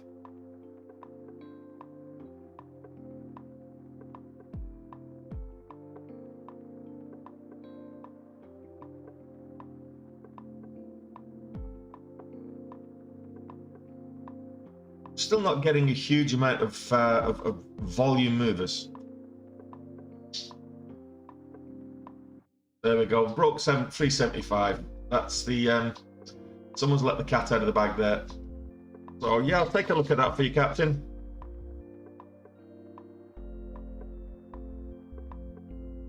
Low volume again. It halted up. 491 LPTV, so it's Loop Media Group. It looks like it's had halts here. Oh, maybe not.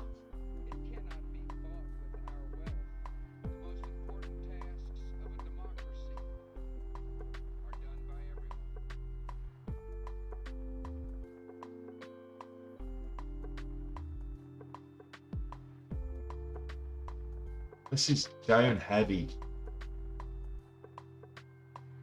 right now. I think this was what's going on here. I think it's down on the day, but must have had a stock split. I think reverse split by the looks of it. And then a sell-off.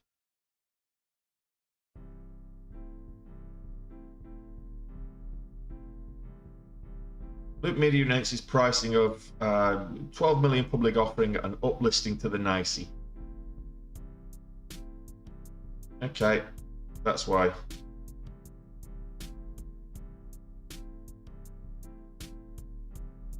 LPTV sold off.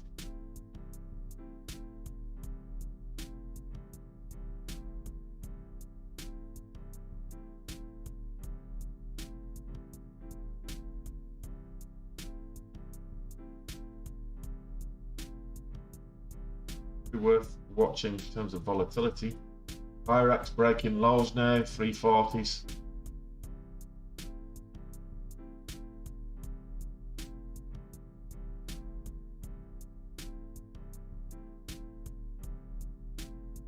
Virax that halted down, didn't resume yet, so it should resume anytime now. Getting $30. What 30? Just over $30 as a resumption here. Yeah. Big gap down.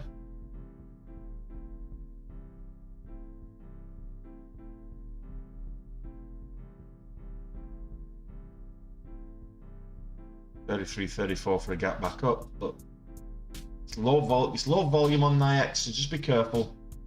But there's some big moves. Close this gap. Might be okay to look for a bounce. So 26.98 is the next halt down on this. Going red on the day. Probably not one, if you're a long bias, probably not one that's it's got the volatility. Probably not one that's looking strong enough to tempt me to trade it.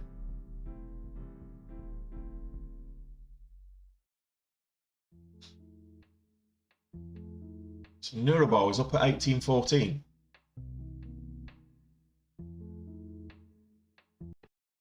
We got some good money after Neurobo on the other day.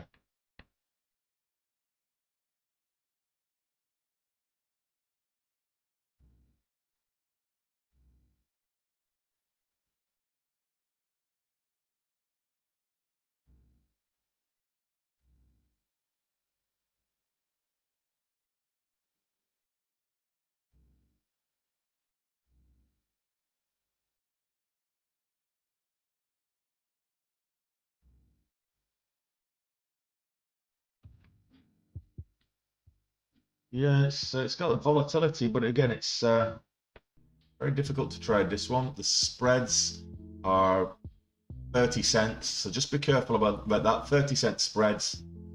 If you're thinking of trading Neurobo, it was big rangy spreads a couple of days ago, but it was moving with good direction, good momentum a couple of days ago. It's way above the trending up, way above the VWAP, whereas it's just bouncing on the VWAP here, and it's still got 30-cent spreads. So just be careful there.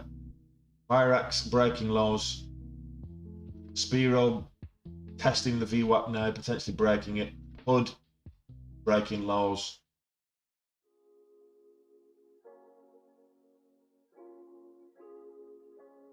If you're watching on YouTube, remember to hit the thumbs up button. Really appreciate that.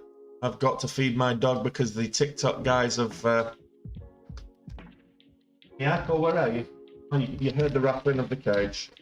Here you go. The last one in this packet. I'm glad I've got my stock up the other day. Here you go. Oh no, I've got one on the... Let's stand up for it. You know the deal.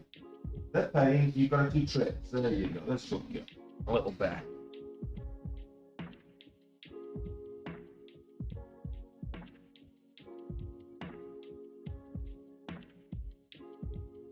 Okay, so what else did we look at? LPTV.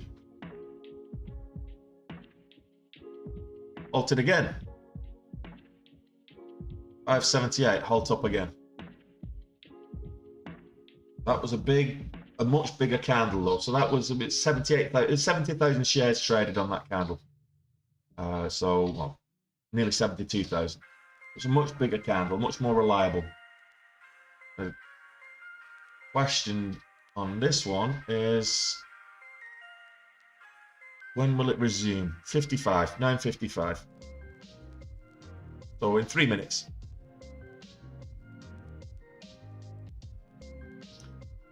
What else have we looked at today? The RST selling off after its move up pre-market. A couple of halts down. So this is quite volatile, but more to the downside at the moment. We might see a turnaround.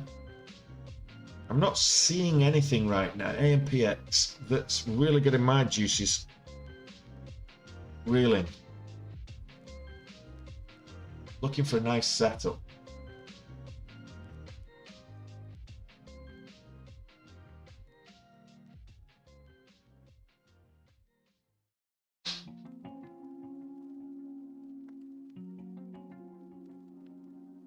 Sava, you robbed me yesterday.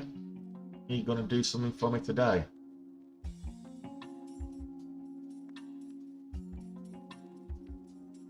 Much is overcome. Oh, Not really going with 5k. That's close to max buying power today.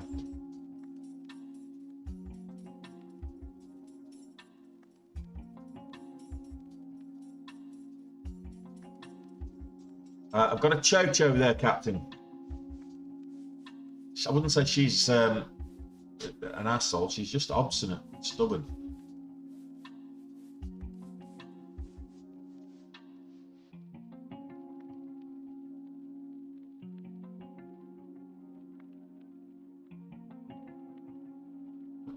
Break of the $0.50 then.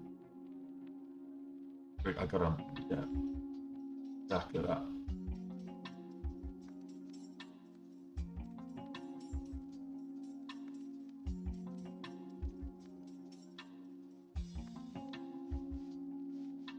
$40.50. See if we can get $41 here.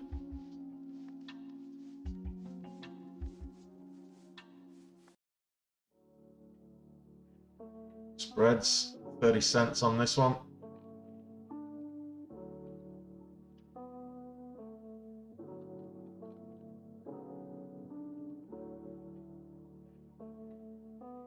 Big spreads. I think this week what you're best doing is watch what I'm doing. If I take a long position, short it, and if I exit the position, buy it.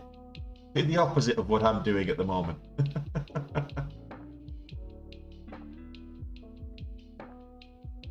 Having one of those weeks, it seems.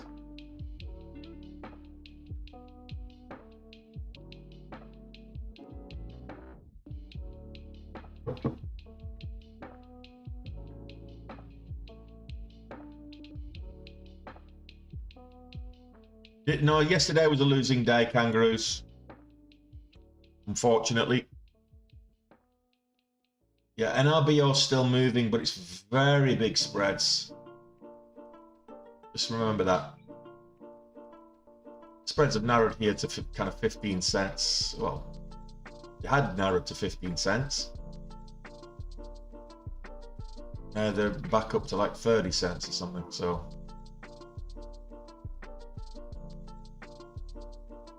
Got in, the spreads were like 15 cents and then they just widened, so just be careful of stocks that have got big rangy spreads on them, because you need a big move in order just to get break even.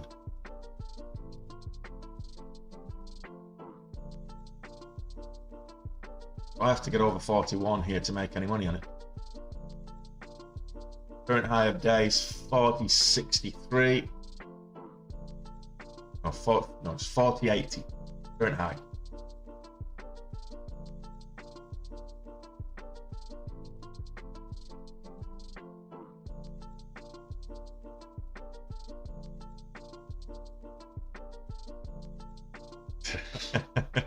It's supposed so, Dave. It's one way of looking at it. It's a strange way of looking at it, but it's one way of looking at it.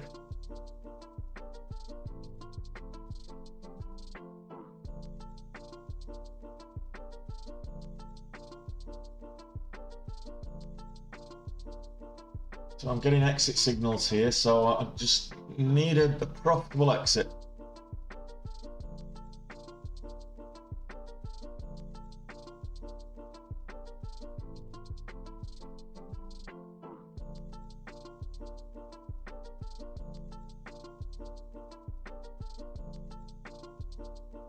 Reversal indicators number 2.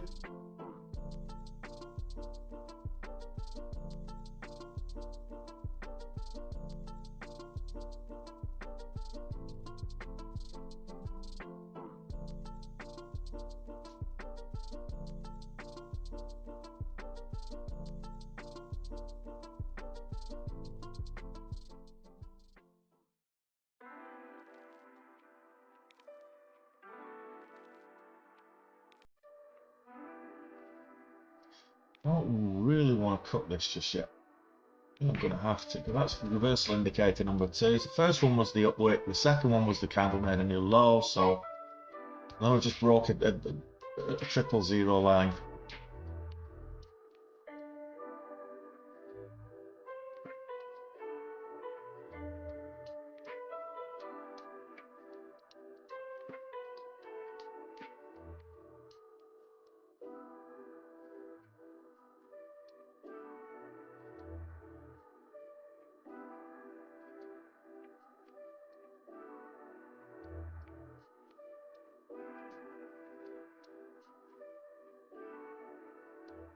Like that hammer candle. Green hammer candle is better than a red hammer candle, but hammer candles are usually quite bullish. I like that. Providing it continues to move up.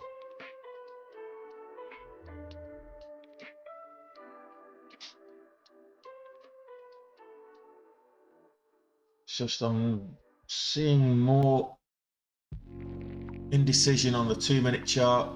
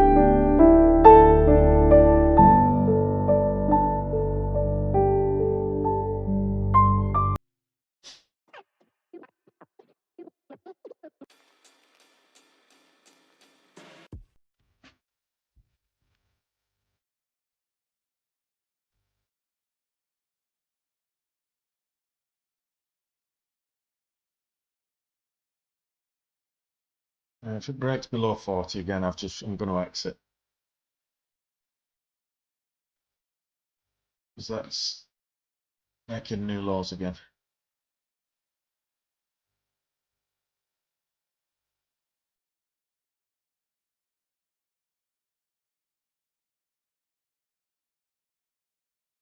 With a pullback there on AMPX, this could be a decent chat opportunity to buy, providing you get the momentum and swing upwards again.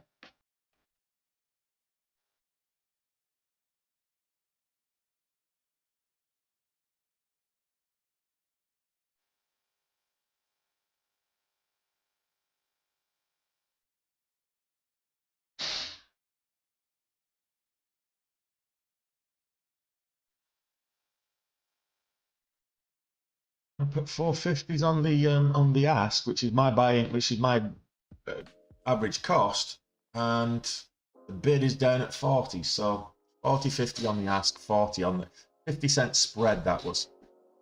So let's have that move up. Let's just give me the opportunity to get out of this trade because I don't like it.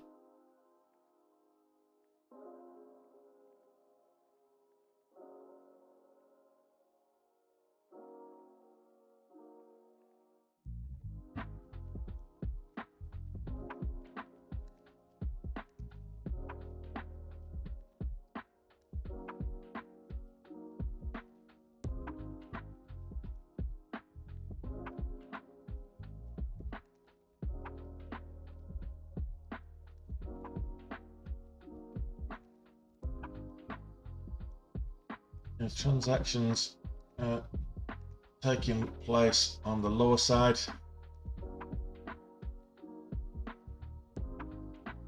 Get out. I'm not having that.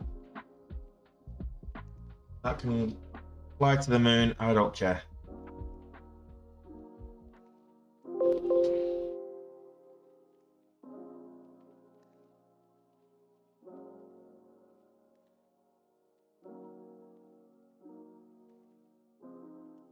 We missed the Pixie. Pull back, consolidate below the VWAP now. So Pixie is down. Had the halt up that we saw, and then it moved up again. Or pulling back. My timing's really off at the moment, guys. Let's see. 4K down. Could have been worse if we'd been swinging the fences, going in bigger size. It could have been a lot worse. So the fact that I've actually scaled down has saved me a lot of money today.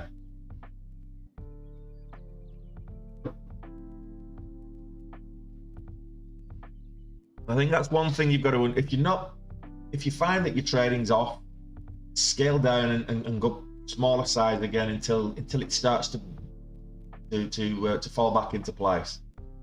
For whatever reason, my judgment calls have been a little bit lax of late.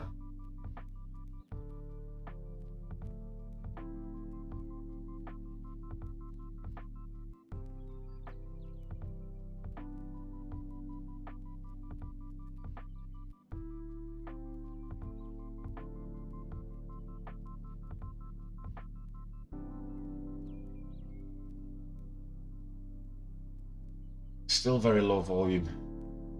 One candle that's over kind of 50,000. Yeah, the S&P's breaking lows. S&P 500, it's not looking good. Once it broke 375, it's like ouch. It's having a little bit of a bounce now, but I'm not optimistic. I think we'll see sell-off today and tomorrow. We might get a turnaround next week.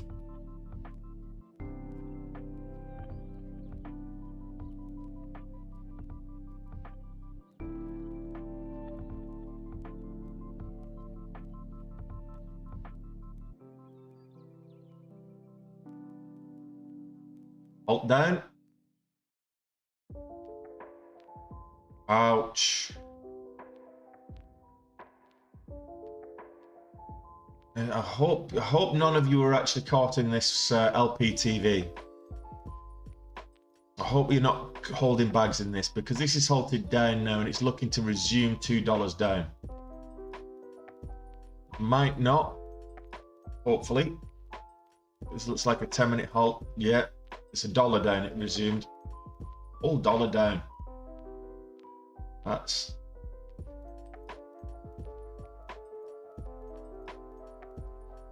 painful.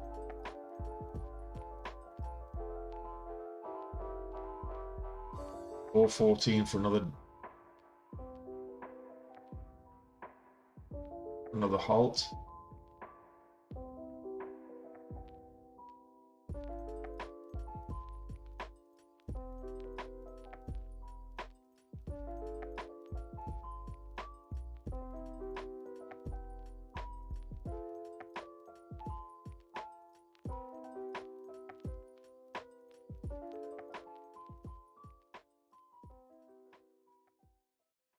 Look at this on the MACD. It's still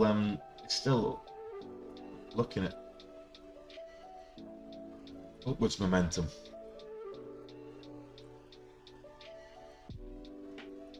A big gap to fill there between 5 and 5.30, 5.25.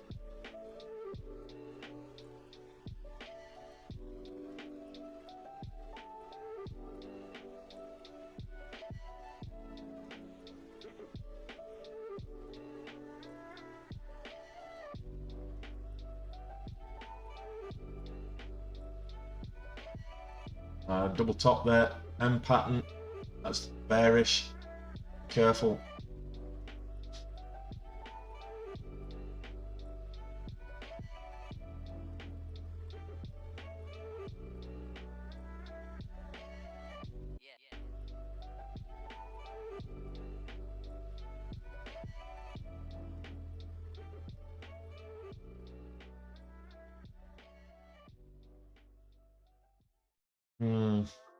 Beam moving up, sticks moving up, a lot of warrants moving on the warrants, but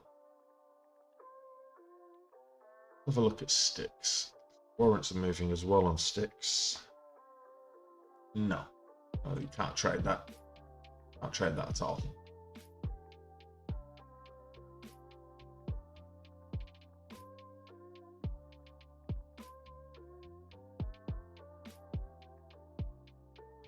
All right, okay.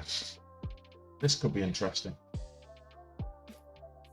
Current high 860 on this candle.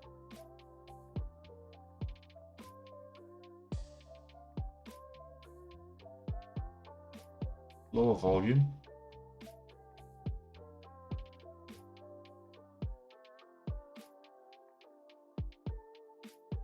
Went up to $12 yesterday on the back of the distribution agreement for liquid petroleum gas. I was almost gonna say RPG again, but LPG.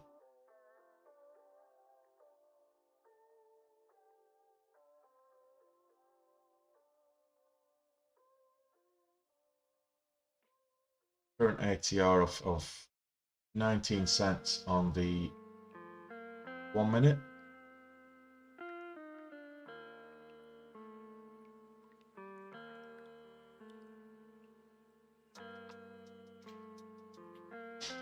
Yeah, no problem for you. Can do that. Are you sure you've got the ticker right there, Jamie? Ah, here it is. Virtue Financial. Just sideways chop. Very sideways at the moment. It's up on the day, but that move happened pre-market. It's just very sideways at the moment. 10% up, but it's sideways. Good luck if you're trading it. It moved from 21.5 up to 23.5, $24. 4 o'clock this morning, and then it's been sideways since. So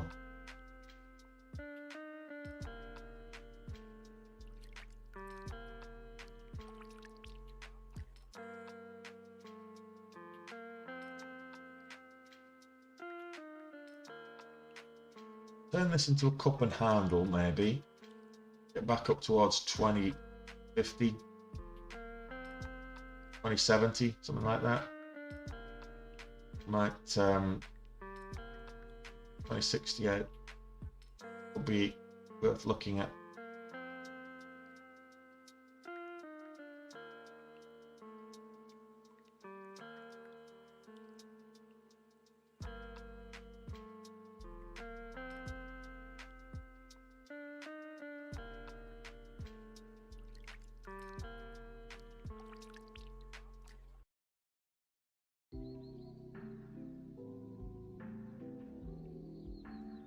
Gonna go green. Shuttle farmer now. Don't hold it much hope of getting much above $7, but this should have been the week I went on holiday. Absolutely, not much going on.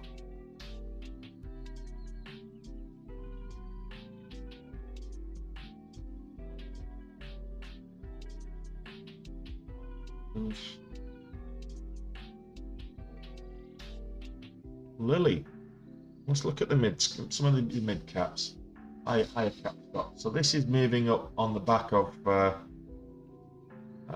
companies just received FDA approval for TVMOS. UBS upgraded the stock from neutral to buy, so it's got good analyst upgrades as well. Eli Lilly. Good company, higher cap stock. If you like trading the higher caps, they could be a good day for Eli Lilly. It's up 4%, or nearly 4%. Russell Index, look at that. So this is the low cap stock index, and this is 1.5% down. Versus Dow Jones, which is 0.25% down, versus Nasdaq, which is like 85 base points down, and the SPY, which is 0.5% down. So the Russell really has capitulated today.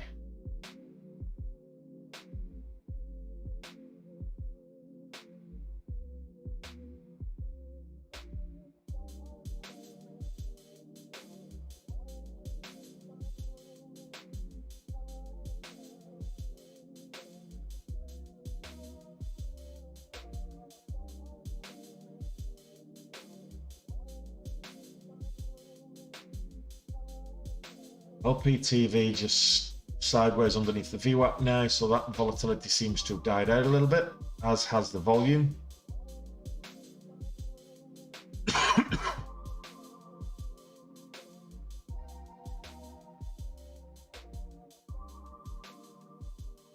Pixie spiking down. Let's have a look. Will we get a move up cup and handle style? Maybe not. Breaks $20, could be interesting.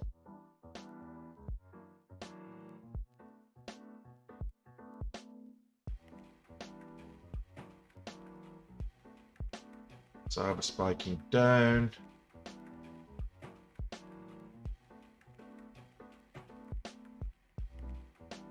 Yeah, we're struggling now. First hour's almost complete.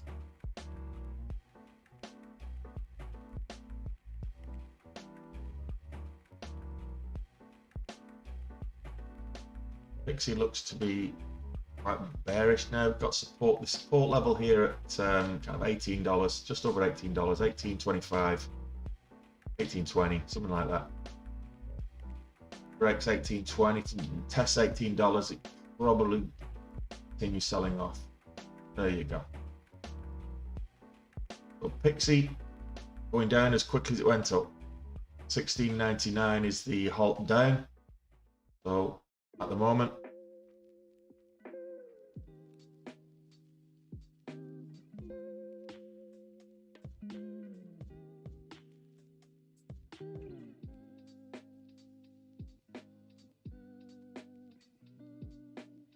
sometimes patience is all you need. Maybe I should have been a bit more patient.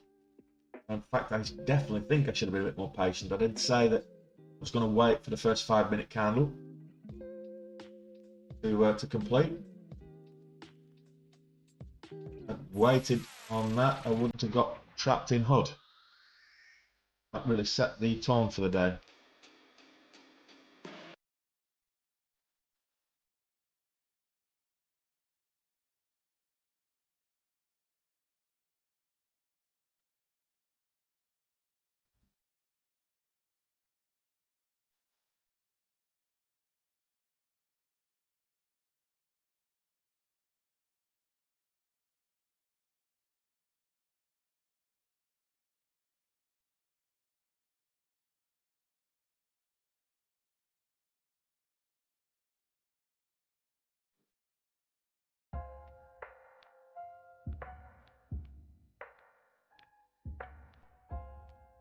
The volume just died off on NIAX. So those halt, any halts down. Spiro making a bit of a recovery, back over $2. Yeah, have a good one, Captain. I get the so first and foremost, if you've got a subscription to TradingView, you get real-time data. If you're using the free version, then you'll be seeing delayed data there, Steve, on TradingView. That's the first thing. The second thing is I get the halt levels up and down shown on my montage. I tell you, so I'm cheating really when it comes to that. But I'll see the halt levels up and down on the montage. And but just be wary that data is delayed on TradingView unless you have a data subscription.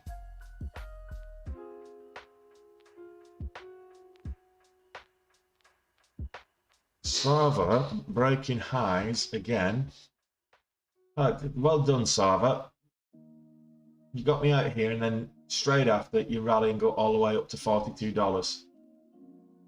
So I had the right idea, just the wrong execution.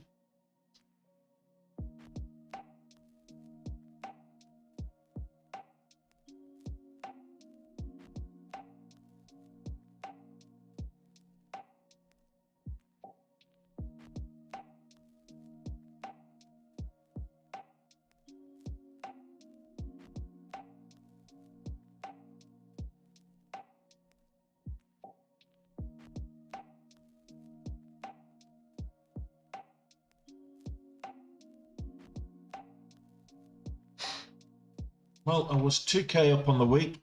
As it stands right now, it's a red week, 2k down. So I don't like having red weeks. It doesn't sit well with me. So time for the comeback king to emerge. Let's see what stocks we can trade with it.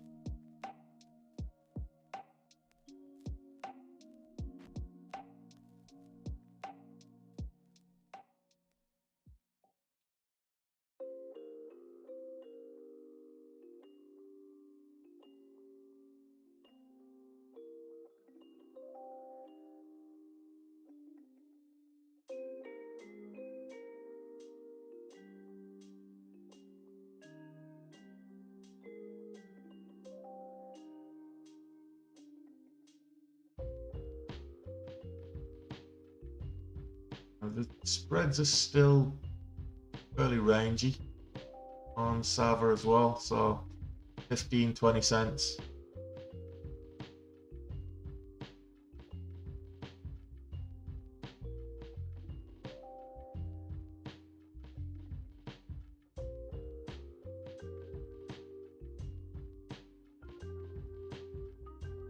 Anybody seeing anything of note? Anybody seeing anything reasonably worthwhile trading? Good volume, good trend. I'm not seeing anything right now. Might be one of those days I just knock it on the head and leave it till later. Come back for power hour maybe. Another 3 trades. 100% losing streak for 2 days in a row. That doesn't sit well with me at all.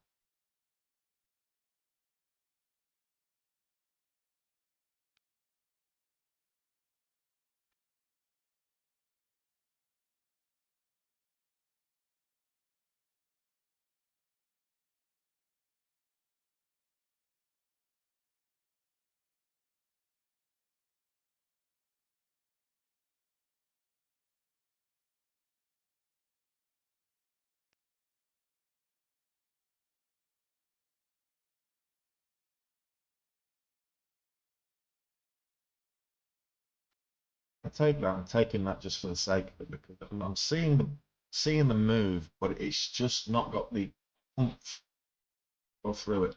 So I'm going to move away from Saab. Not trading that today.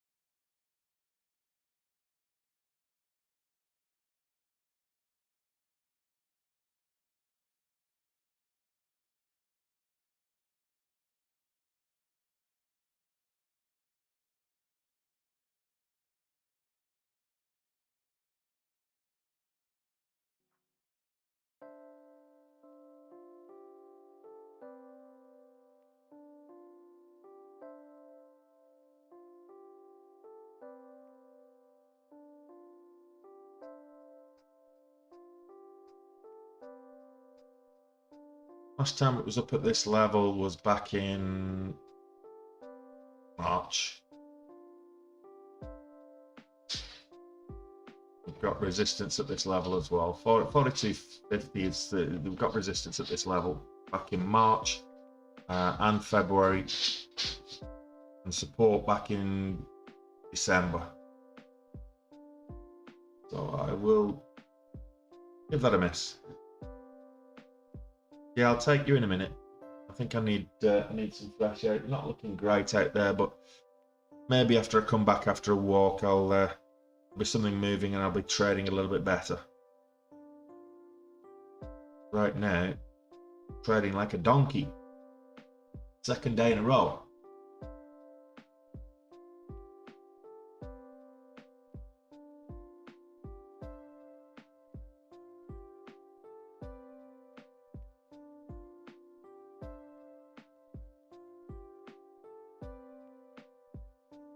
I hear 25, $1.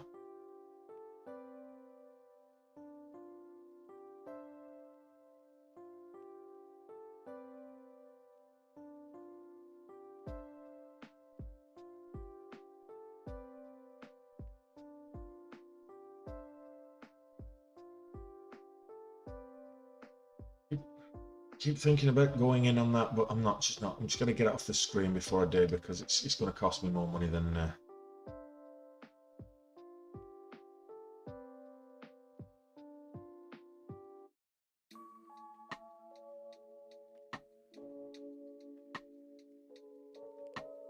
Anybody see anything else other than what we've covered already?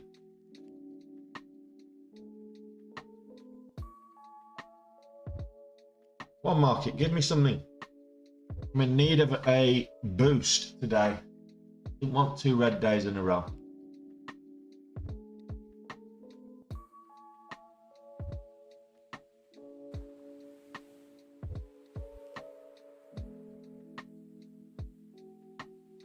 HKD to the moon. Hey, El Puno.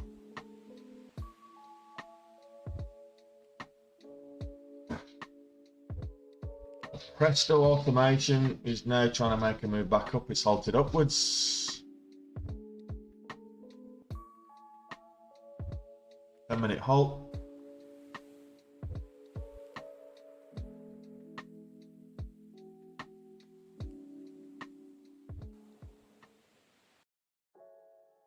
This looks like it's going to resume over 640.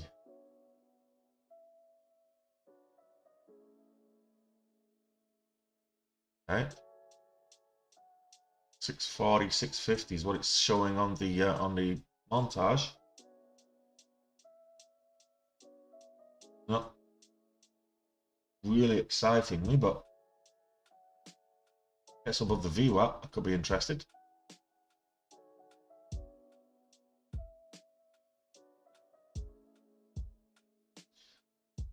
Yeah, Matt, I know Sava's breaking highs, but I've lost too much on that already today.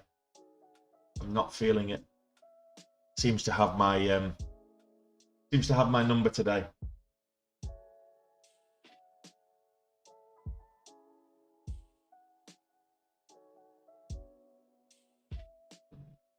Let's have a look at Lily again.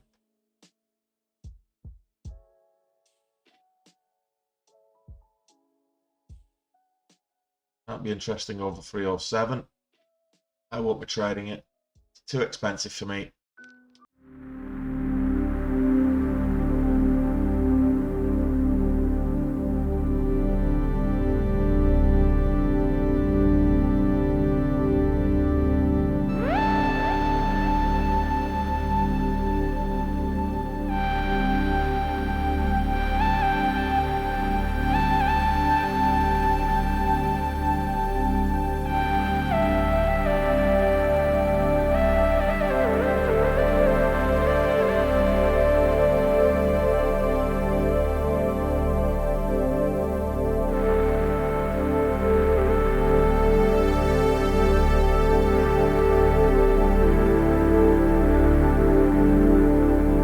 Don't understand the halts. What do you mean you don't understand the halts?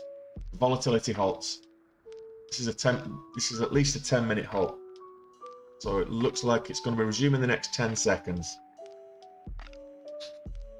If it moves a certain percentage, either up or down, within a certain time frame, the SEC halts trading on it for a period of time to cool off.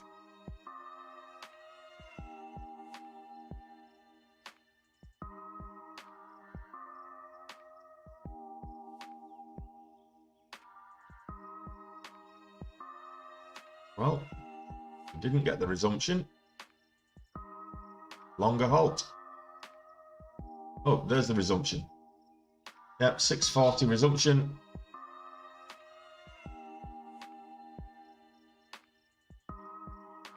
$6:43 it resumed at.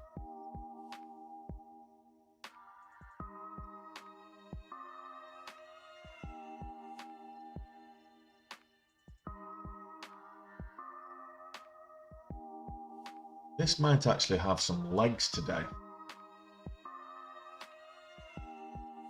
Get a bit more volatility in there. So 650 upwards might be worth taking a look.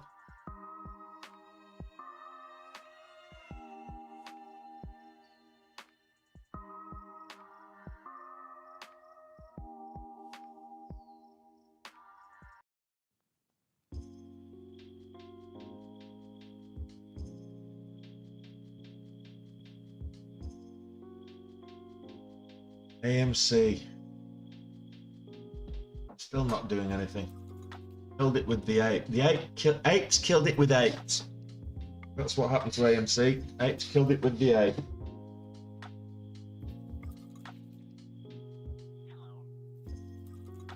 Aaron didn't work out very well, that 8 share dividend.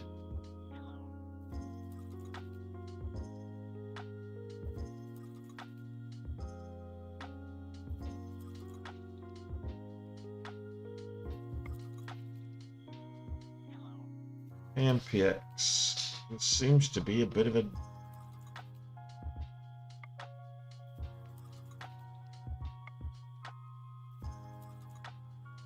spike up here. This one, 69, 68. Okay. It's more pronounced on the 2-minute in terms of a W formation, but stretch with the wicks. Breaks 70 and 70, it might. But it's getting rejected up there, so.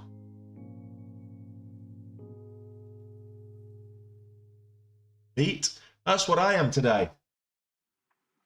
Beat. The market's got me beat at the moment, but I refuse to be beat. I win. It's what I do. I always win. If you get the movie reference on that one, let me know in the comments.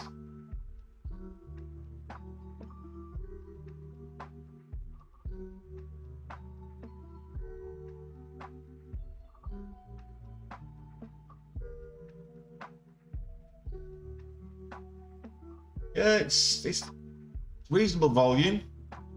Beat. It's up nearly 33% on the day.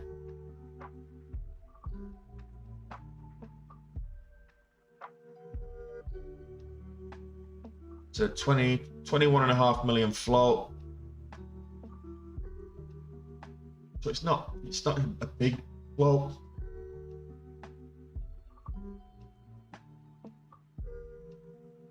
It's not really setting my heart. I mean, I know it's called Heartbeam, but it's not really setting my heart aflutter. I think I'm just going to go walk the dog and come back an hour later. See what's happening at lunchtime. There's nothing really jumping out for me to risk going any further in the red. I'm 4,300 in the red. After yesterday's big day in the red, I want to kind of keep it as low as possible. I'm only going to take a really good setup if it shows. So right now I'm not seeing any really good setups. So I think, no, it wasn't Superman 2, it was the Devil's Advocate. Okay, well, do you want me back for Power Hour? That's the question. I'm still green on the month, but I'm red on the week. I was 10k up coming into. Oh, well, sure. Why not show you? Let's have a look, shall we?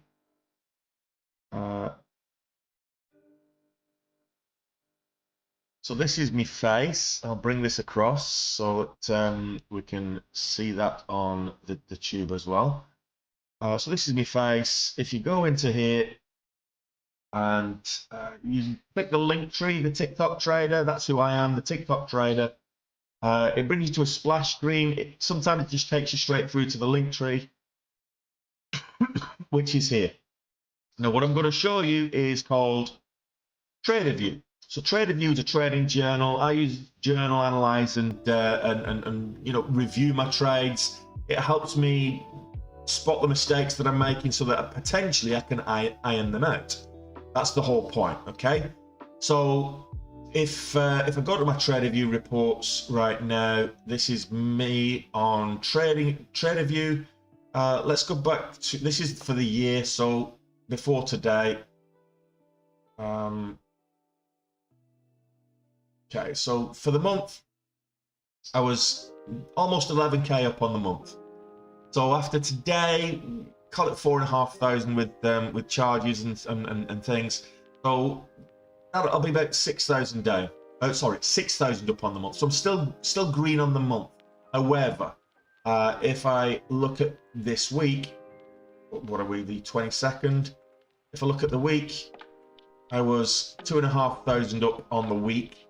So this will take me 2,000 down. Put me 2,000 in the red on the week. So I need to get to at least another 2,000 just to stay green on the week. It's still tomorrow. I'm not going to take any trades for the rest of the day unless I see a good setup. I'll be back in the day trade with Tony Discord. So I'll be back in the day trade with Tony Discord in about an hour after I've walked the dog, and you know, we'll share what we're seeing in the Discord. If you want to join the Discord, then join Day Trade with Tony, which is the Day Trade with Tony course, and you get lifetime access to the private Discord as well. If you want to reach out to me directly, you want to contact me directly, all my socials are up here, my email's here as well. Reach out to me and contact me via email. A couple of people earlier in the stream were asking how do I find stocks that are moving, how do I find stocks that are going to move tomorrow. I don't find stocks tomorrow, I find them today, when they're moving, how much they're moving, why they're moving. It's Benzinga. So to find stocks to trade, I use Benzinga. Try it out for free, start your free trial here, 14 days free. If you like it, then by all means subscribe to it, but don't pay full price. Never pay full price for anything, I say. Come back and use the DTWT code for 35% off. I use it, it's one of the tools I use and I swear by it. So TraderView, Benzinga, those for me are the tools that I use for trading. If you're watching on YouTube, these links are in the description below, so have at it. The platform I'm using to trade is Dash Trader as well. I'll come back later with actually let me just check, have I received the details on that day? Yeah, okay, so check the link tree in about an hour, and I will I will probably have an update for the registration link in there for the World Series of Day Trading. So I've got an email I need to read now from the guys, and I will get back to you this evening. I'll come back for Power Hour and I'll talk through the World Series of Day Trading, what it's about, and everything else. So if you want to find out more about the World Series of Day Trading from me, come back for Power Hour tonight. So that will be 8 p.m. my time, Dublin, New York, Dublin or London or wherever in British summertime, and that'll be 3 p.m. in New York or East Coast. So I'll see you for Power Hour, and I will have the details of the World Series of Day Trading, which takes place the middle of October. So, and it is free to enter. So I'll have those details for you a little bit later. Enjoy the rest of your afternoon in the meantime. Catch you later, guys.